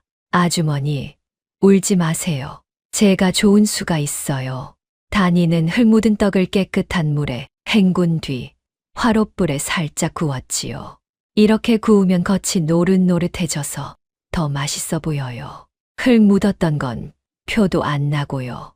단이는 구운 떡을 먹기 좋게 꼬치에 꿰었습니다. 자, 이제 구운 인절미라고 새로 이름을 붙여서 파세요. 따끈한 게 흉년에 얼마나 반갑겠어요. 과연 노릇노릇 구워진 떡꼬치는 지나가는 사람들의 발길을 붙잡았지요. 이게 무슨 떡이요? 냄새 한번 구수하네. 구운 인절미라오. 한 꼬치 잡숴 보시오.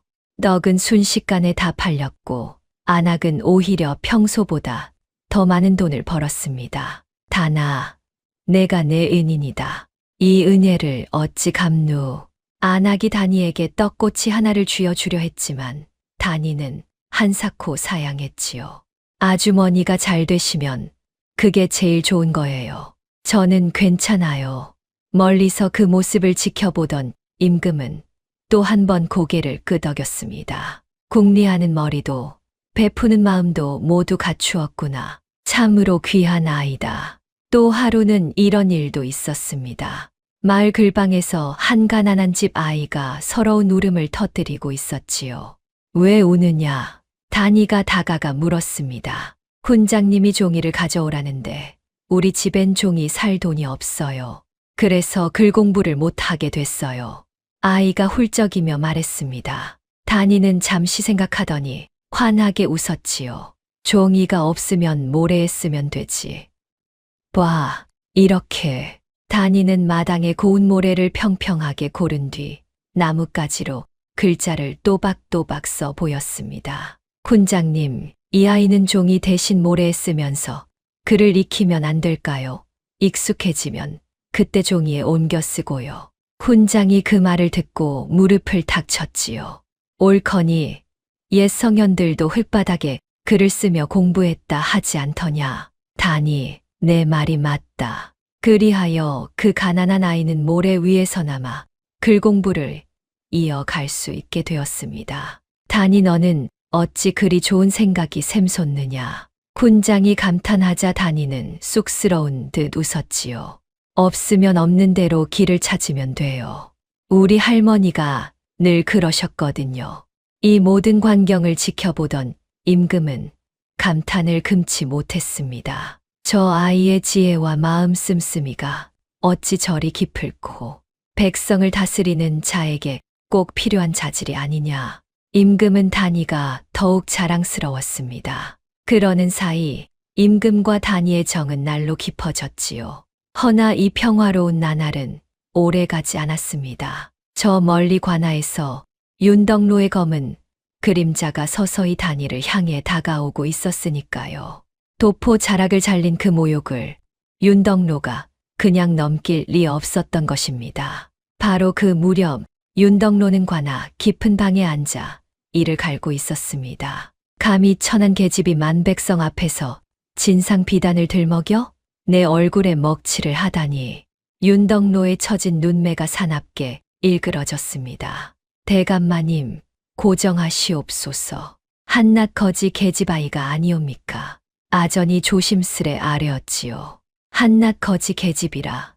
아니다. 그 계집이 떠든 말이 영 마음에 걸린다. 진상 비단이 어쩌고 하지 않았더냐. 윤덕로의 눈이 음흉하게 빛났습니다. 그 계집이 비단의 내력을 안다는 것은 누군가 그 일을 들쑤시고 있다는 뜻이다. 그냥 두었다간 화근이 될 것이야. 하오면 어찌하실 작정이시옵니까? 그 계집과 그 곁에 늙은 할멈, 그리고 끼어든 거지 놈까지 모조리 잡아들여라. 내 친히 국문하겠다. 윤덕로의 입가에 잔인한 미소가 번졌습니다. 그 검은 손길이 단이를 향해 뻗어오고 있다는 것을 그때의 단이는 까맣게 모르고 있었지요. 며칠 뒤 단이는 임금과 함께 이웃 고을의 큰 장에 다녀오기로 했습니다. 매향의 약을 지으려면 그 고을의 약방에 가야 했기 때문이지요. 영감님, 그 약방 주인이 어찌나 깐깐한지 몰라요. 약값을 한 푼도 안 깎아준대요. 허허, 그럼 어찌 약을 짓겠느냐. 걱정 마세요. 저한테 다 생각이 있으니까요. 단이는 자신만만하게 웃었습니다. 이웃 고을장은 단이의 고을보다 훨씬 컸지요. 온갖 장사꾼들이 좌판을 벌이고 손님을 끌었습니다. 엿장수의 가위질 소리, 떡장수의 외침, 옹기장수의 흥정 소리가 한데 어우러져 장터는 활기가 넘쳤지요. 흉년이라 해도 큰 장은 그나마 사람 사는 냄새가 났습니다. 영감님, 여기는 우리 고을보다 훨씬 크네요. 사람도 많고요. 단이가 신기한 듯 두리번거렸습니다. 그래, 큰 장이로구나. 헌데 큰 장일수록 속이는 자도 많은 법이니 정신을 바짝 차려야 한다. 임금이 일러주었지요. 걱정 마세요. 저는 눈썰미가 좋거든요. 단이가 야무지게 대답했습니다. 임금은 그런 단이를 대견하게 바라보며 장터로 들어섰지요. 단이와 임금이 약방에 들어서니 과연 주인은 인상부터 까칠했지요. 약값은 단량이요. 한 푼도 못 깎으니 그리하시오. 아저씨, 그런데 저 약재들 중에 좀이 쓴 게 있는 거 아세요? 단이가 약방 한 구석을 가리켰습니다. 무엇이라? 주인이 깜짝 놀라 그쪽을 살폈지요. 저 당귀 말이에요. 끝이 거뭇거뭇한 게 습기를 먹어서 약효가 떨어졌을 거예요. 저런 걸 그냥 두면 다른 약재까지 상하는데요. 단이의 말에 주인의 얼굴이 벌개졌습니다. 과연 살펴보니 단이의 말이 옳았지요. 네, 내가 어찌 약재를 그리 잘 아느냐. 할머니가 늘 편찮으셔서 제가 약을 많이 다려봤거든요. 좋은 약재 고르는 법은 좀 알아요. 주인은 단이의 눈썰미에 혀를 내둘렀습니다. 저 상한 약재 제가 골라드릴게요. 대신 약값을 조금만 깎아주시면 안 될까요? 그래, 좋다. 상한 약재를 골라주면 한 냥 깎아주마. 단이는 능숙한 솜씨로 상한 약재들을 골라냈습니다. 이 당귀랑 이 천궁은 습기를 먹었고요. 이 감초는 좀 이슬었어요. 이렇게 골라내면 나머지는 멀쩡하니까 오래 두고 파실 수 있어요. 주인은 단이가 골라낸 약재를 보며 연신 고개를 끄덕였지요. 덕분에 주인은 손해를 막았고 다니는 약값을 깎았지요. 허허, 그것 참 어린 것이 보통이 아니로구나. 주인도 결국 너털웃음을 터뜨렸습니다. 임금은 그 모습을 흐뭇하게 지켜보았지요. 약방을 나오니 장터 한복판에서 또 다른 구경거리가 벌어지고 있었습니다. 떠돌이 광대패가 놀이판을 벌였는데 그만 줄타기 광대가 발을 헛디뎌 줄에서 떨어지고 만 것이지요. 아이고, 우리 밥줄이 끊겼구나. 저 사람이 다쳐서 오늘 놀이판은 망쳤네. 광대패 우두머리가 발을 동동 굴렀습니다. 줄타기가 없으면 구경꾼이 모이지 않고 구경꾼이 없으면 그날 끼니를 잊지 못하는 처지였지요. 다니가 그 광대패에게 다가갔습니다. 아저씨, 줄타기 말고 다른 재줄은 없으세요? 재주야 있지만 사람들이 다 줄타기를 보러 오는데 어쩌누. 그럼 이렇게 해보세요. 다친 광대 아저씨를 앞에 앉혀놓고 하늘이 내린 재주꾼이 부상을 무릅쓰고 마지막 무대를 펼친다고 외치는 거예요. 그리고 다른 재주를 보여주면서 다친 아저씨는 북을 치거나 소리를 하면 되잖아요. 다니의 말에 광대패 우두머리에 눈이 번쩍 뜨였습니다. 옳거니 사연을 붙이면 사람들이 더 몰리겠구나. 과연 광대패가 다니의 말대로 하니 구경꾼들이 구름같이 모여들었지요. 다친 광대의 사연의 사람들은 눈물을 훔치며 엽전을 던졌습니다. 그날 광대패는 평소보다 곱절은 많은 돈을 벌었지요. 얘야, 내 덕에 우리 식구가 굶지 않게 되었다. 이 은혜를 잊지 않으마. 광대패 우두머리가 다니에게 넙죽절을 했습니다. 임금은 또 한 번 고개를 끄덕였지요. 없는 길도 만들어내는구나. 저 지혜가 어디서 나오는 것일꼬. 장을 둘러보던 중 또 한바탕 소동이 벌어졌습니다. 한 비단 장수가 가짜 비단을 진짜라고 속여 팔고 있었던 것이지요. 이 비단은 한양에서도 구하기 힘든 최상품이요. 단돈 성냥의 드릴이다. 어수룩한 시골 안악이 그 말에 속아 돈을 내려 했습니다. 그때 다니가 끼어들었지요. 아주머니, 잠깐만요. 그 비단 한번 만져봐도 될까요? 다니는 비단을 손끝으로 쓱 문질러 보더니 고개를 저었습니다. 아주머니, 이건 진짜 비단이 아니에요. 명주실에 풀을 먹여 빳빳하게 만든 가짜예요. 빨면 금방 풀이 빠져서 흐물흐물해질 거예요. 무슨 소리냐. 어디서 어린 것이 장사를 망치려고. 비단 장수가 펄쩍 뛰었습니다. 그럼 여기서 물을 한 방울 떨어뜨려 볼까요? 진짜 비단이면 물이 또르르 굴러가고 가짜면 풀이 녹아서 끈적해질 텐데요. 다니의 말에 비단 장수의 얼굴이 새파랗게 질렸지요. 주위에 모여든 사람들이 웅성거렸습니다.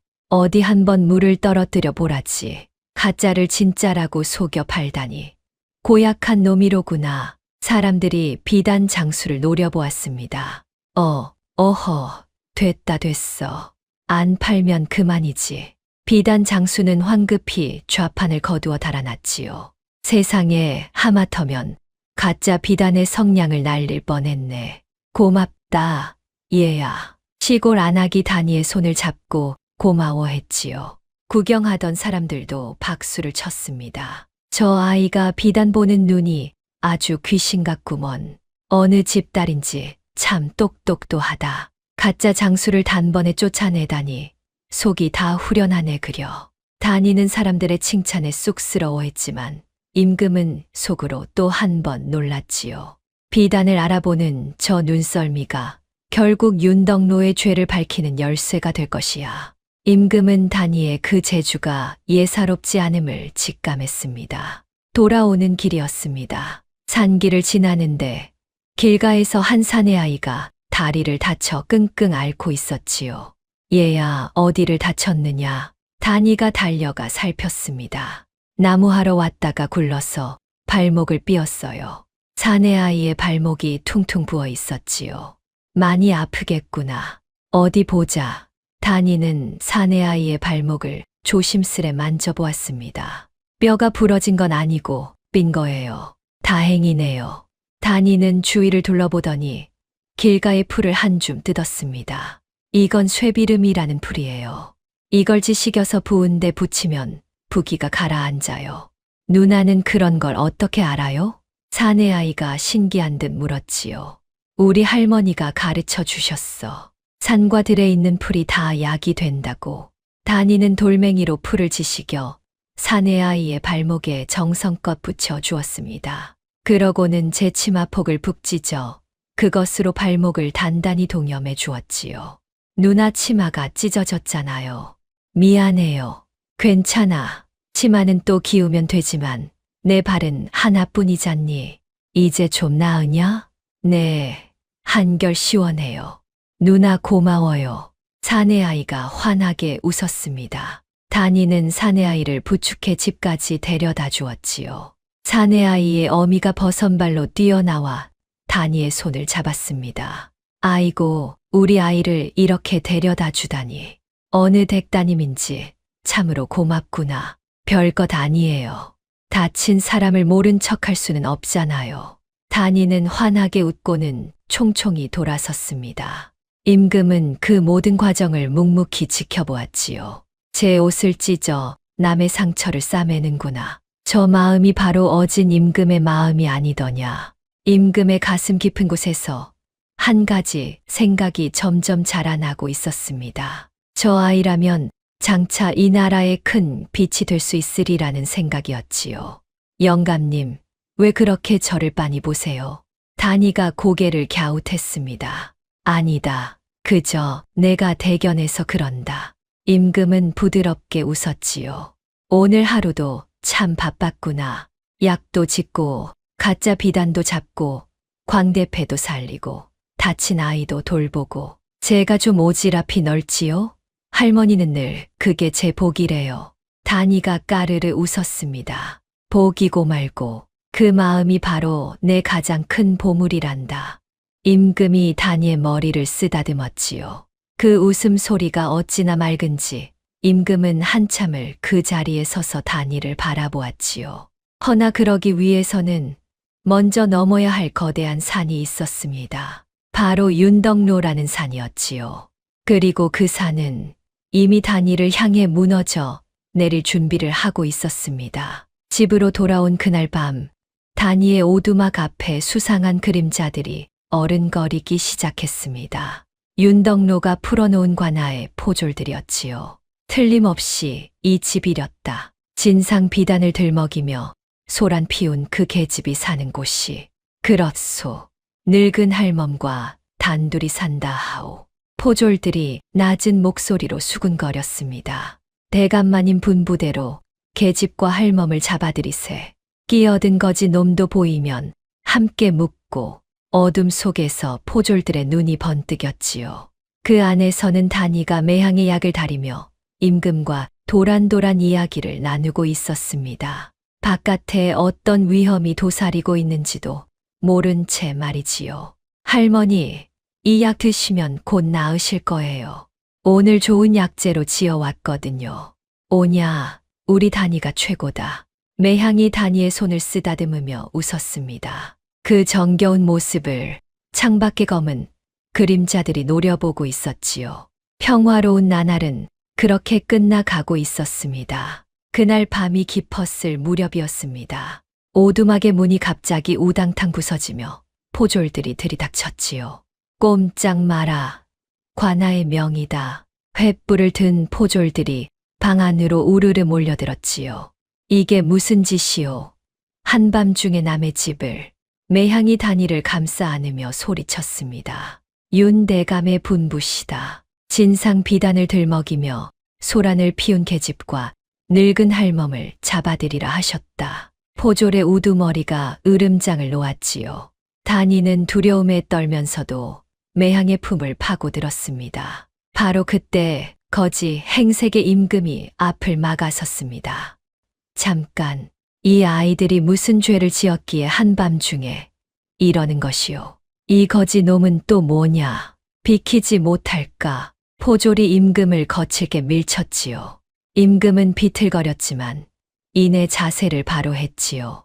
지금 제 정체를 밝히면 일이 더 커질 것을 알기에 임금은 꾹 참았습니다. 섣불리 나섰다간 윤덕로가 증거를 모두 없앨 것이다. 우선은 때를 기다려야 한다. 임금은 분을 사기며 단이에게 나직이 속삭였습니다. 단아, 두려워 말거라. 내 반드시 너를 구할 것이다. 무슨 일이 있어도 영감님, 단이의 눈에 눈물이 그렁그렁 맺혔지요. 포졸들은 단이와 매향을 끌고 갔습니다. 임금은 그 뒤를 멀찍이 따르며 호위 무사에게 은밀히 명을 내렸지요. 한양으로 급히 사람을 보내라. 내 친히 옥새를 찍은 밀지를 내릴 것이니 어영청의 군사를 이 고을로 부르라. 그리고 옹주의 예지를 아는 늙은 상궁들을 모두 데려오라. 임금의 두 눈에 서리빨 같은 결의가 서렸습니다. 드디어 윤덕로의 죄를 단죄할 때가 다가오고 있었지요. 한편 관하로 끌려간 단이와 매향은 차디찬 옥에 갇혔습니다. 이튿날 윤덕로가 거들먹거리며 옥으로 내려왔지요. 호, 이것이 감히 만백성 앞에서 진상 비단을 들먹인 그 계집이렸다. 윤덕로가 단이를 내려다보며 비웃었습니다. 대감, 저는 잘못한 게 없어요. 그 비단은 우리 마을 사람들이 짠 거예요. 진상한다고 가져가 놓고 값도 안 주셨잖아요. 단이가 당돌하게 맞섰습니다. 이것 봐라. 죽을 줄도 모르고 주둥이만 살았구나. 윤덕로의 눈매가 사납게 일그러졌지요. 그런데 그때 윤덕로의 시선이 단이의 얼굴에 멈추었습니다. 무언가 낯익은 느낌에 윤덕로의 가슴이 서늘해졌지요. 내 어미가 누구냐? 어머니는 안 계세요. 저는 할머니랑 둘이 살아요. 단이가 매향을 가리켰습니다.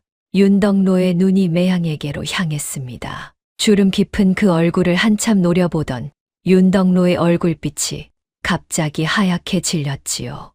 너는 옛날 궁에서 옹주를 모시던 그 유모가 아니냐? 윤덕로가 부르짖었습니다. 매향은 대답하지 않았지만 그 침묵이 곧 대답이었지요. 그렇다면 이 계집은 설마 옹주의 핏줄이란 말이냐? 윤덕로의 목소리가 떨렸습니다. 13해 전 자신이 모함해 죽인 옹주. 그 핏줄이 살아있다면 자신의 죄가 언제 드러날지 모를 일이었지요. 이런 화근 덩어리를 살려두다니 진작에 없앴어야 했거늘. 윤덕로의 얼굴이 분노와 두려움으로 일그러졌습니다. 이것이 바로 윤덕로의 첫 번째 발악, 약점을 파악하는 단계였습니다. 윤덕로는 곧장 신복들을 불러 모았지요. 저 계집이 정말 옹주의 핏줄인지 확실히 알아내라. 그 늙은 할멈을 족쳐서라도 진실을 캐내라. 윤덕로는 밤새 잠을 이루지 못했습니다. 13해 전 묻어버렸다고 믿었던 일이 무덤을 뚫고 되살아나려 하고 있었으니까요. 내가 어찌 그 자리에 올랐는데, 옹주 그 계집 하나 치우는데 얼마나 공을 들였는데. 윤덕로는 이를 부드득 알았습니다. 그 핏줄만 없애면 나는 안전하다. 증인도 증거도 모두 없애버리면 그만이야. 이튿날 윤덕로는 은밀히 사람을 풀어 단이의 내력을 시작했습니다. 마을 사람들을 닥달하여 매향이 13해 전 갓난 아기를 안고 흘러들어왔다는 사실을 알아냈지요. 틀림없다. 시기도 딱 맞아떨어진다. 저 계집은 옹주의 핏줄이 분명하다. 윤덕로의 의심은 확신으로 굳어졌습니다. 윤덕로는 매향을 따로 끌어내 모진 고문을 가했습니다. 바른 대로 말하라. 저 계집이 옹주의 자식이렸다. 모릅니다. 그저 길에서 준 아이일 뿐이옵니다. 매향은 모진 매를 맞으면서도 끝내 입을 열지 않았지요. 살갗이 터지고 뼈가 으스러지는 고통 속에서도 매향은 오직 한 가지만 생각했습니다.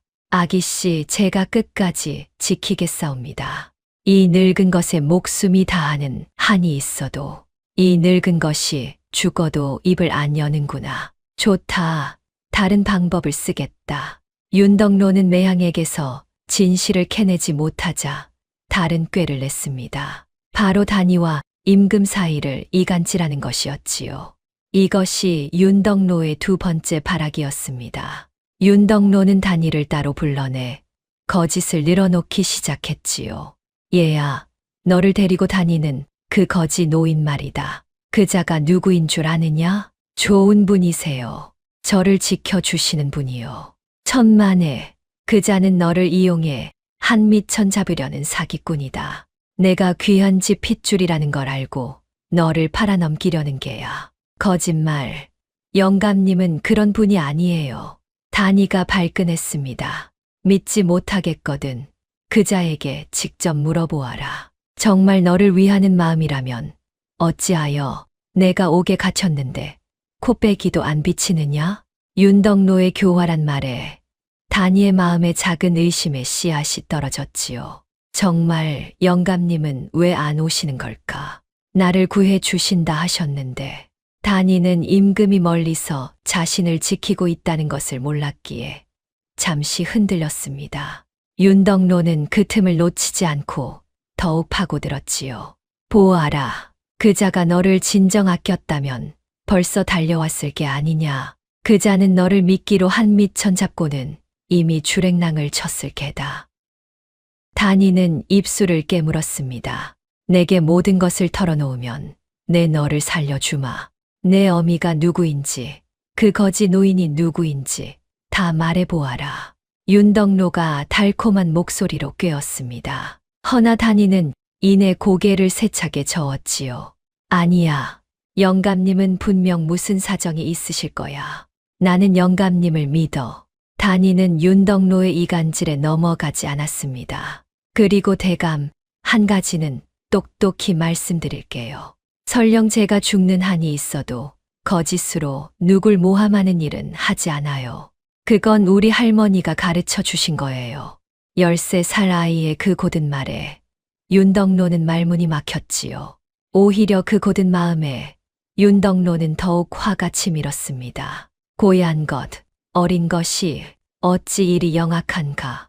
윤덕로의 두 가지 발악이 모두 실패하자 그는 마침내 최후의 수단을 꺼내 들었습니다. 이것이 세 번째 발악이었지요. 그날 밤 윤덕로는 가장 깊은 방에 신복 하나만을 불러들였습니다. 안 되겠다. 저 계집과 할멈을 영영 입막음하는 수밖에. 윤덕로의 눈에 살기가 번뜩였습니다. 대감마님, 그게 무슨 말씀이시옵니까? 못 알아듣느냐? 죽은 자는 말이 없는 법이다. 윤덕로의 목소리가 얼음장처럼 차가웠지요. 오늘 밤 옥에 불을 질러라. 실화로 위장하면 누가 알겠느냐? 옹주의 핏줄이고 뭐고 제가 되어버리면 그만이지. 윤덕로는 신복에게 끔찍한 명을 내렸습니다. 허나 대감마님, 사람이 갇힌 옥에 불을 내 명을 어길 셈이냐? 저것들이 살아있으면 우리가 다 죽는다. 어서 시행하라. 윤덕로의 서슬의 신복은 더 말을 잇지 못했지요. 그리고 그 거지 노인도 찾아내 없애라. 화근은 뿌리째 뽑아야 하는 법이다. 윤덕로는 잔인한 미소를 지었습니다. 한편 그 시각 임금은 단이를 구할 채비를 서두르고 있었습니다. 전하, 한양에서 어영청 군사가 내일 새벽이면 당도한다 하옵니다. 호위 무사가 은밀히 아뢰었지요. 내일 새벽이라. 너무 늦다. 윤덕로가 무슨 짓을 저지를지 모른다. 임금의 가슴이 타들어갔습니다. 바로 그때 멀리 관아 쪽에서 시뻘건 불길이 치솟는 것이 보였지요. 저것은 관아에 불이 났구나. 임금의 얼굴이 새파랗게 질렸습니다. 단이가 저 안에 있다. 어서 가자. 임금은 채통이고 뭐고 다 던져버리고 관아를 향해 죽으림을 다해 달리기 시작했습니다. 그날 밤 관아의 옥의 검은 그림자가 다가들었지요. 신복이 옥 주위에 기름을 붓고 불씨를 댕겼지요. 옥 안에서는 단이와 매향이 닥쳐오는 위험도 모른 채 서로를 의지하고 있었습니다. 할머니, 무서워요. 우리 어떻게 되는 거예요? 단아, 무서워 말거라. 이 할미가 곁에 있잖니. 무슨 일이 있어도 너는 이 할미가 지킬 게야. 매향이 다니를 꼭 끌어안았습니다. 할머니, 저 이상한 냄새가 나요. 뭔가 타는 냄새. 다니가 코를 킁킁거렸지요. 바로 그 순간 옥 밖에서 불길이 솟아오르기 시작했지요. 불이야, 불이 났어요. 다니가 비명을 질렀습니다. 매캐한 연기가 옥 안으로 밀려들었지요. 이런, 저놈들이 우리를 산채로 태워 죽이려는 게로구나. 매향이 부르짖었습니다. 허나 옥문은 굳게 잠겨 있어 빠져나갈 길이 없었지요. 불길은 점점 거세지고 연기는 숨통을 조여왔습니다. 콜록.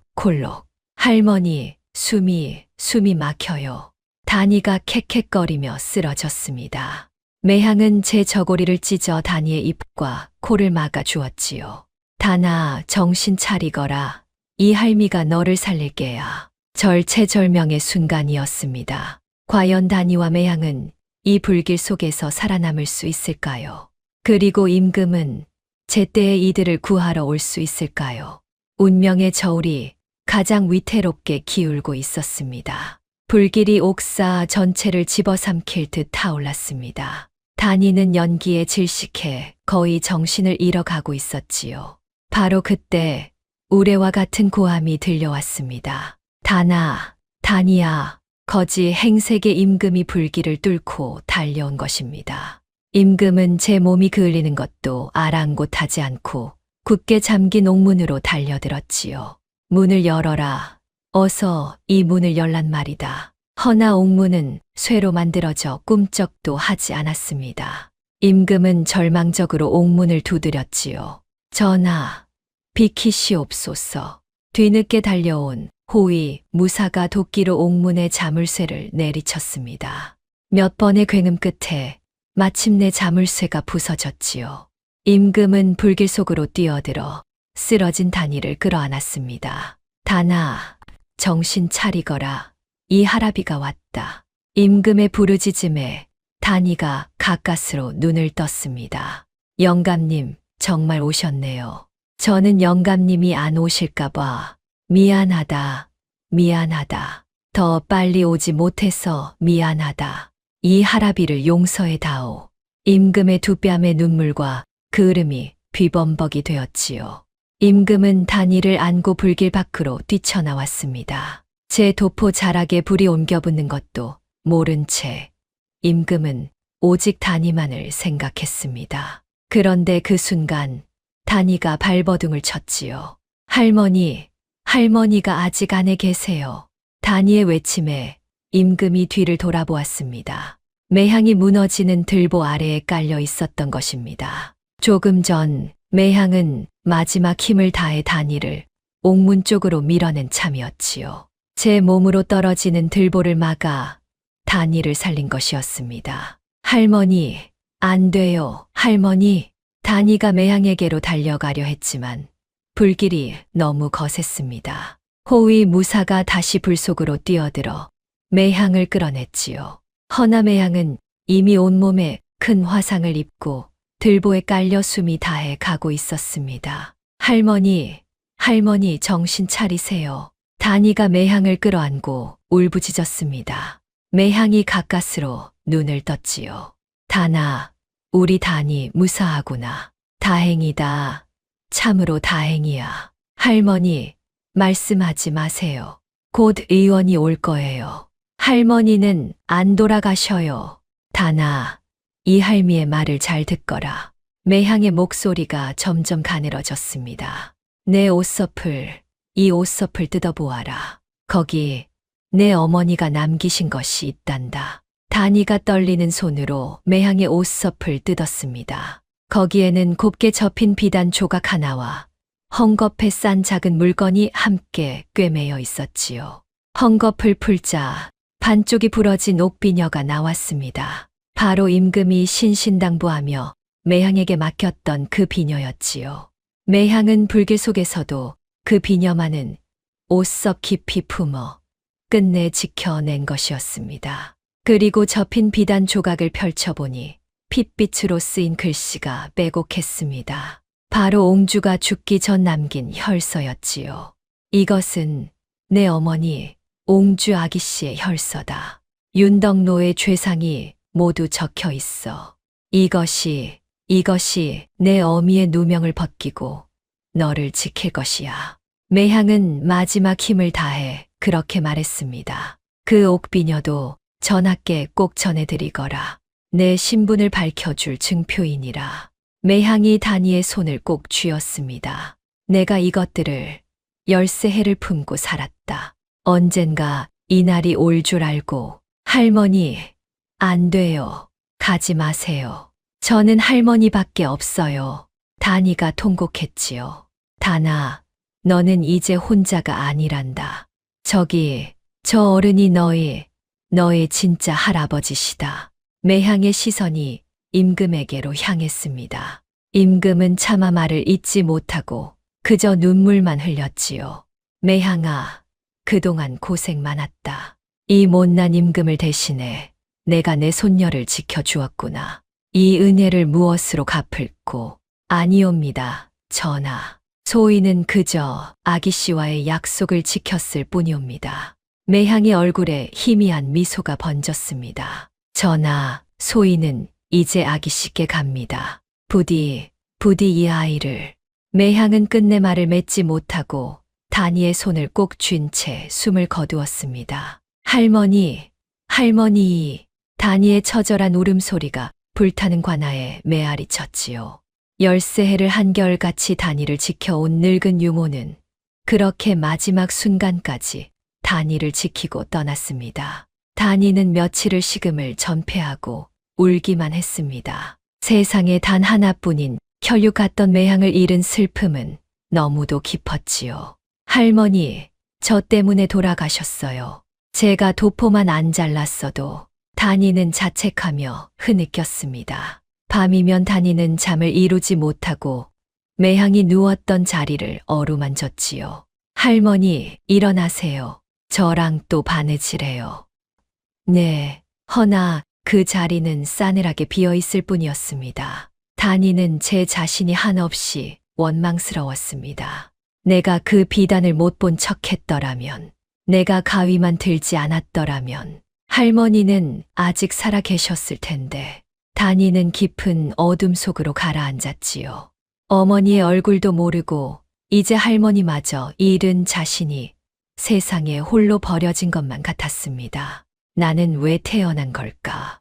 나 같은 게 살아서 결국 할머니까지 죽게 만들었어. 단이의 입에서 그런 말까지 새어나왔습니다. 임금은 그런 단이의 곁을 묵묵히 지켰지요. 차마 어떤 위로의 말도 건네지 못하고 그저 단이가 울도록 내버려 두었습니다. 울음도 약이 되는 법이니까요. 사흘째 되던 밤이었습니다. 단아. 임금이 단이의 어깨를 가만히 감쌌습니다. 네, 잘못이 아니다. 매향 할멈은 너를 지킨 것이 아니라 옳은 것을 지킨 것이다. 그것이 그 사람의 평생 소원이었어. 옳은 것이라니요. 내 어미의 누명을 벗기고 너를 떳떳한 세상으로 돌려보내는 것. 그것이 매향이 13해를 견딘 이유다. 너는 그 뜻을 헛되이 해서는 안 된다. 단이는 임금의 말에 눈물을 닦았지요. 할머니가 그렇게 큰 뜻을 품고 계셨다니. 그래, 매향은 겉으로는 한낱 늙은 유모였으나 그 속은 누구보다 깊고 단단한 사람이었다. 13해를 한 가지 약속만 붙들고 산다는 것이 어디 쉬운 일이더냐. 임금의 목소리에 깊은 존경이 묻어났습니다. 이 할아비조차도 권세에 눌려 제 딸을 지키지 못했다. 허나 매향은 끝까지 너를 지켜냈어. 그 사람이야말로 진정한 충신이요. 의인이다. 단이는 매향의 빈자리를 바라보며 다시 한번 마음을 다잡았지요. 그러고는 문득 마을 훈장이 했던 말을 떠올렸지요. 사람의 귀함은 비단옷에 있지 않고 그 비단 한 자를 누구에게 내어주느냐에 있느니라. 그제야 단이는 그 말의 뜻을 깨달았습니다. 매향은 평생 가난했지만 제가 가진 모든 것을, 제 목숨까지도 단이에게 내어주었지요. 그것이야말로 가장 귀한 삶이 아니던가. 할머니는 비단옷 한 번 못 입어보셨지만 세상 누구보다 귀한 분이셨어. 당신의 모든 것을 나에게 내어주셨으니까. 다니의 가슴 속에서 무언가가 단단하게 여물었습니다. 그렇다면 나도 할머니처럼 살아야 해. 내 슬픔에만 빠져 있을 게 아니라 내가 가진 것으로 옳은 일을 해야 해. 다니는 어머니의 혈서를 가슴에 꼭 안았습니다. 그것은 이제 슬픔의 증표가 아니라 싸워야 할 이유였지요. 할머니, 어머니, 이 다니가 두 분의 뜻을 반드시 이룰게요. 지켜봐 주세요. 다니는 눈물을 닦고 자리에서 일어섰습니다. 그 작은 어깨에 이제 두 사람의 못다 한한이 얹혀 있었지요. 할아버지, 다니가 처음으로 임금을 그렇게 불렀습니다. 임금의 눈이 번쩍 뜨였지요. 이제 더는 울지 않을래요. 할머니의 뜻을 지킬 거예요. 어머니의 누명도 벗기고 윤덕로의 죄도 밝힐 거예요. 다니의 두 눈에 슬픔을 넘어선 굳은 결의가 타올랐습니다. 그래. 내가 옳다. 이 할아비가 너와 함께하마. 임금이 다니를 꼭 끌어안았지요. 그 순간 멀리서 우렁찬 말발굽 소리가 들려왔습니다. 드디어 한양에서 어영청의 군사들이 당도한 것입니다. 임금이 내린 밀지를 받든 군사들이 옹주의 예지를 아는 늙은 상궁들과 함께 고을로 들이닥쳤지요. 전하, 어영청 군사 명을 받들어 당도하여 싸웁니다. 군사들이 임금 앞에 일제히 무릎을 꿇었습니다. 거지 행색의 노인이 임금이라는 것을 안고 올 사람들은 그제야 입을 다물지 못했지요. 세상에 우리 고을에 자맥 나오신 분이 임금님이셨다니. 그럼 다니가 도포를 자른 그 양반이, 아니, 그 거지 영감님이. 사람들이 술렁였습니다. 임금과 함께 온 늙은 상궁들이 다니를 보고는 깜짝 놀랐지요. 어쩌면 이리도 옹주 아기씨를 빼닮으셨을꼬. 틀림없사옵니다. 전하, 이 눈매며 임하며 영락없는 옹주 아기씨의 핏줄이옵니다. 상궁들이 눈물을 흘리며 아뢰었습니다. 다니가 옹주의 핏줄임을 증언할 산증인들이 이렇게 모여든 것이지요. 이제 모든 것을 바로잡을 때가 왔다. 임금이 자리에서 일어섰습니다. 거지의 행색이었으나 그 모습에는 천하를 호령하는 임금의 위엄이 서려 있었지요. 윤덕로를 잡아들여라. 그자의 모든 죄를 만천하에 밝힐 것이다. 임금의 추상 같은 명이 떨어졌습니다. 13해 묵은 한이 마침내 풀릴 순간이 다가오고 있었지요. 다니는 어머니의 혈서를 품에 꼭 안고 그 곁에 굳게 섰습니다. 할아버지, 저 준비됐어요. 어머니의 누명을 벗기고 할머니의 원수를 갚을 거예요. 오냐, 허나 다나, 한 가지만 명심하거라. 임금이 다니를 내려다보며 말했습니다. 복수는 원한으로 하는 것이 아니라 진실로 하는 것이다. 윤덕로를 미워하는 마음이 아니라 옳은 것을 바로 세우려는 마음으로 임해야 한다. 알겠느냐? 네, 할아버지, 명심할게요. 다니가 굳게 고개를 끄덕였지요. 이제 마지막 심판의 막이 오르려 하고 있었습니다. 이튿날 고을의 너른 마당에 임시 국문장이 차려졌습니다. 어영청 군사들이 사방을 에워싸고 고을 백성들이 구름같이 모여들었지요. 임금은 거지의 행색을 벗고 골룡포로 갈아입었습니다. 용상에 앉은 임금의 모습에는 천하를 다스리는 지엄한 위엄이 서려 있었지요. 윤덕로를 끌어내라. 임금의 명이 떨어지자 포박당한 윤덕로가 마당으로 끌려 나왔습니다. 윤덕로는 거지 노인이 임금이었다는 사실에 혼이 빠진 듯 사색이 되어 있었지요. 전하, 어찌 이 누추한 곳까지 치니? 윤덕로가 벌벌 떨며 머리를 조아렸습니다. 윤덕로, 내 죄를 내가 알렸다. 임금의 목소리가 천둥처럼 울렸습니다. 저는 죄가 없사옵니다. 전하, 무슨 영문인지 통 모르겠사옵니다. 윤덕로가 발뺌을 했지요. 흉년의 백성의 세곡을 쥐어짜고 구휼미를 빼돌리고 진상 비단을 가로채 사복을 채운 죄. 그것만으로도 내 목을 베기에 충분하다. 임금이 단이가 잘라낸 비단 조각을 들어 보였습니다. 이 비단이 무엇이냐?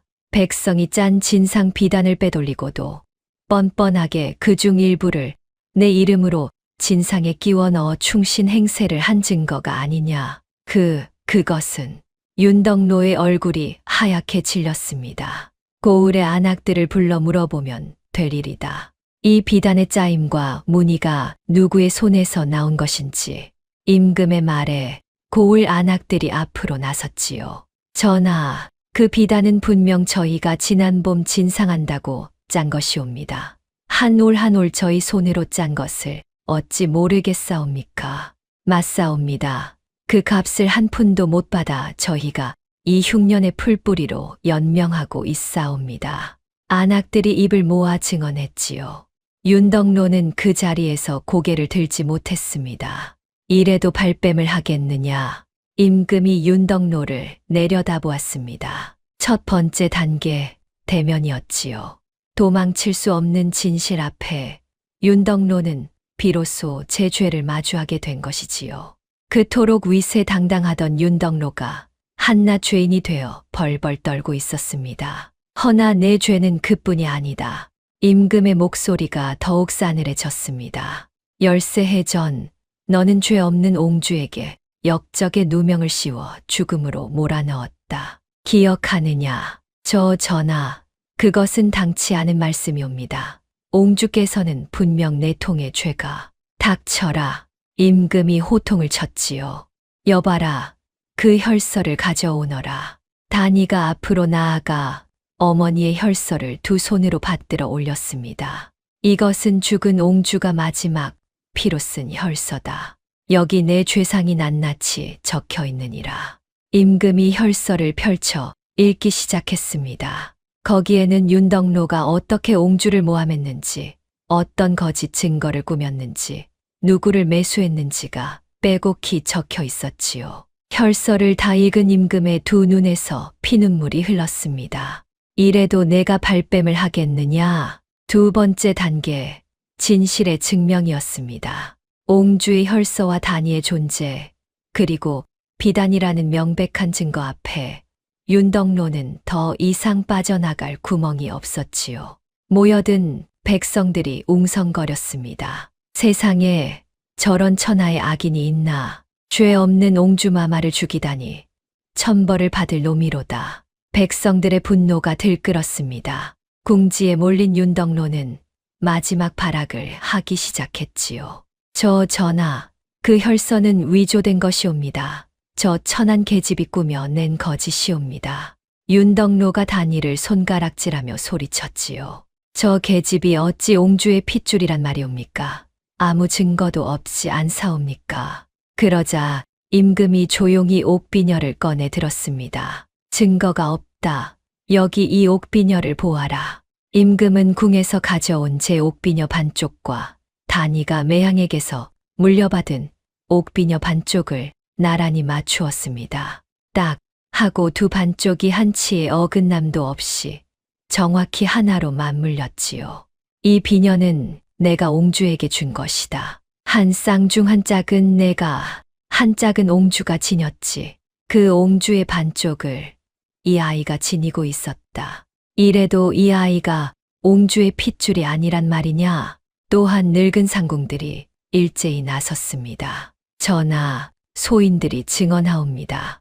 이 아이는 영락없는 옹주 아기씨의 핏줄이옵니다. 거기에 더해 단이가 무심코 불렀던 그 자장가. 임금이 단이에게 그 노래를 청하자 단이가 떨리는 목소리로 자장가를 불렀습니다. 자장자장 우리 아기 금자동아 옥자동아. 그 가락을 들은 늙은 상궁들이 모두 눈물을 쏟았지요. 저것은 분명 궁중에서 옹주 아기씨께만 전해지던 자장가이옵니다. 세 번째 단계, 악역의 몰락이었습니다. 폭로에 이은 변명이 무너지고 윤덕노의 거짓이 산산이 부서졌지요. 그때 윤덕노의 신복마저 그 앞에 엎드렸습니다. 전하, 소인이 모든 것을 아뢰겠사옵니다.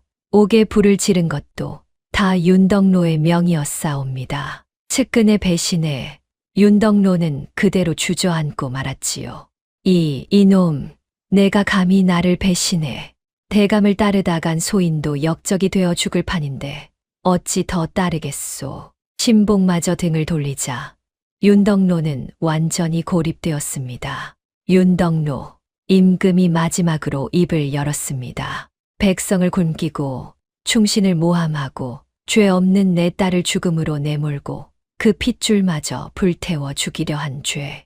그 어느 것 하나 용서받을 수 없는 대역죄로다. 저 전하, 한 번만 살려 주시옵소서. 윤덕로가 머리를 땅에 찌으며 빌었지요. 내가 옹주에게, 매향에게, 그리고 이 어린 단이에게 베푼 자비가 있더냐? 없었다. 너에게도 자비는 없다. 임금의 목소리는 얼음장 같았지요. 윤덕로의 모든 재산을 몰수하여 곤줄인 백성에게 나누어 주고 그 자는 가장 무거운 형벌로 다스리라. 또한 그 일당을 모조리 잡아들여 엄히 벌하라. 성은이 만극하옵니다. 전하, 백성들이 일제히 환호했습니다. 네 번째 단계, 형벌이었습니다. 윤덕로는 그렇게 끌려가 제가 지은 죄의 대가를 남김없이 치르게 되었지요. 끌려가는 윤덕로의 등 뒤로 백성들의 야유가 쏟아졌습니다. 저 악인이 우리 피를 빨아먹고 살았구나. 잘 가거라. 천하의 도적놈아. 한때 그 앞에서 벌벌 떨던 백성들이 이제는 당당히 고개를 들고 외쳤지요. 몰수된 윤덕로의 곳간이 열리자 그 안에서는 빼돌린 곡식과 비단이 산더미처럼 쏟아져 나왔습니다. 세상에, 이게 다 우리 것이었구나. 백성들은 제 몫의 곡식을 받아들고 눈물을 흘렸지요. 굶주리던 아이들이 오랜만에 배불리 먹을 수 있게 되었습니다. 구경하던 백성들은 손뼉을 치며 통쾌했습니다. 하늘이 무심치 않으셨구나. 단이가 우리 고을의 은인이로다. 백성들의 환호 속에 열세해 묵은 한이 마침내 풀렸지요. 임금은 단이를 향해 천천히 다가갔습니다. 그러고는 만백성이 보는 앞에서 단이를 가만히 끌어안았지요. 단아, 아니, 손녀야. 임금의 목소리가 떨렸습니다. 열세해 동안 이 할아비가 너를 찾지 못해 미안하다. 그 험한 세월을 홀로 견디게 해서 정말 미안하다. 할아버지, 단이의 두 눈에서도 눈물이 흘렀습니다. 이제 너는 옹주의 딸로서 떳떳하게 이 나라의 옹주가 될 것이다. 내 어미의 누명도 깨끗이 벗겨졌으니 옹주의 위패도 종묘에 모실 것이야. 저는 그저 단이인걸요. 바느질하고 약짓고 그런 평범한 단이요. 아니다. 너는 그 누구보다 귀한 아이다. 허나 내가 귀한 것은 옹주의 핏줄이어서가 아니라 곤줄인 거지에게 제 밥을 내어주고 제 옷을 찢어 남의 상처를 싸매는 그 고운 마음 때문이다. 임금의 말에 단이는 환하게 웃었지요. 그 말씀 꼭 우리 할머니가 하시던 말씀 같아요. 그래, 매향이 너를 그리 키웠으니 그 사람의 가르침이 곧 내 안에 살아있는 게지. 임금은 단이의 머리를 쓰다듬었습니다. 할아버지, 한 가지 청이 있어요.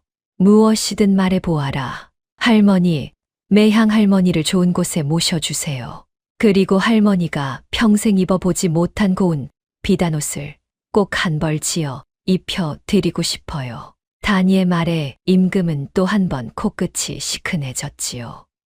오냐, 매향에게는 마땅한 예우를 갖추어 주마. 충신의 예로 정중히 모실 것이며 그 공을 만대에 기리도록 하겠다. 고맙습니다, 할아버지. 단이가 눈물을 글썽이며 웃었습니다. 다섯 번째 단계, 보상이었습니다. 단이는 잃었던 모든 것을 되찾았고 그보다 더 큰 사랑을 얻었지요. 훗날 단이는 궁으로 들어가 옹주의 신분을 되찾았습니다. 허나 단이는 궁의 높은 담장 안에 갇혀 살지 않았지요. 틈만 나면 백성들 사이로 나아가 곤줄인 이를 돌보고 억울한 이의 사정을 들었습니다. 가난한 안악들에게 바느질과 길쌈을 가르치고 흉년에는 제 곳간을 여러 백성을 구휼했지요. 우리 옹주마마는 백성의 마음을 아시는 분이야. 그럼 거지로 잘하신 분이니 백성의 서름을 누구보다 잘 아시지. 백성들은 단이를 진심으로 따르고 사랑했습니다. 단이가 궁에 들어간 뒤에도 고을 사람들은 두고두고 그날의 일을 이야기했지요.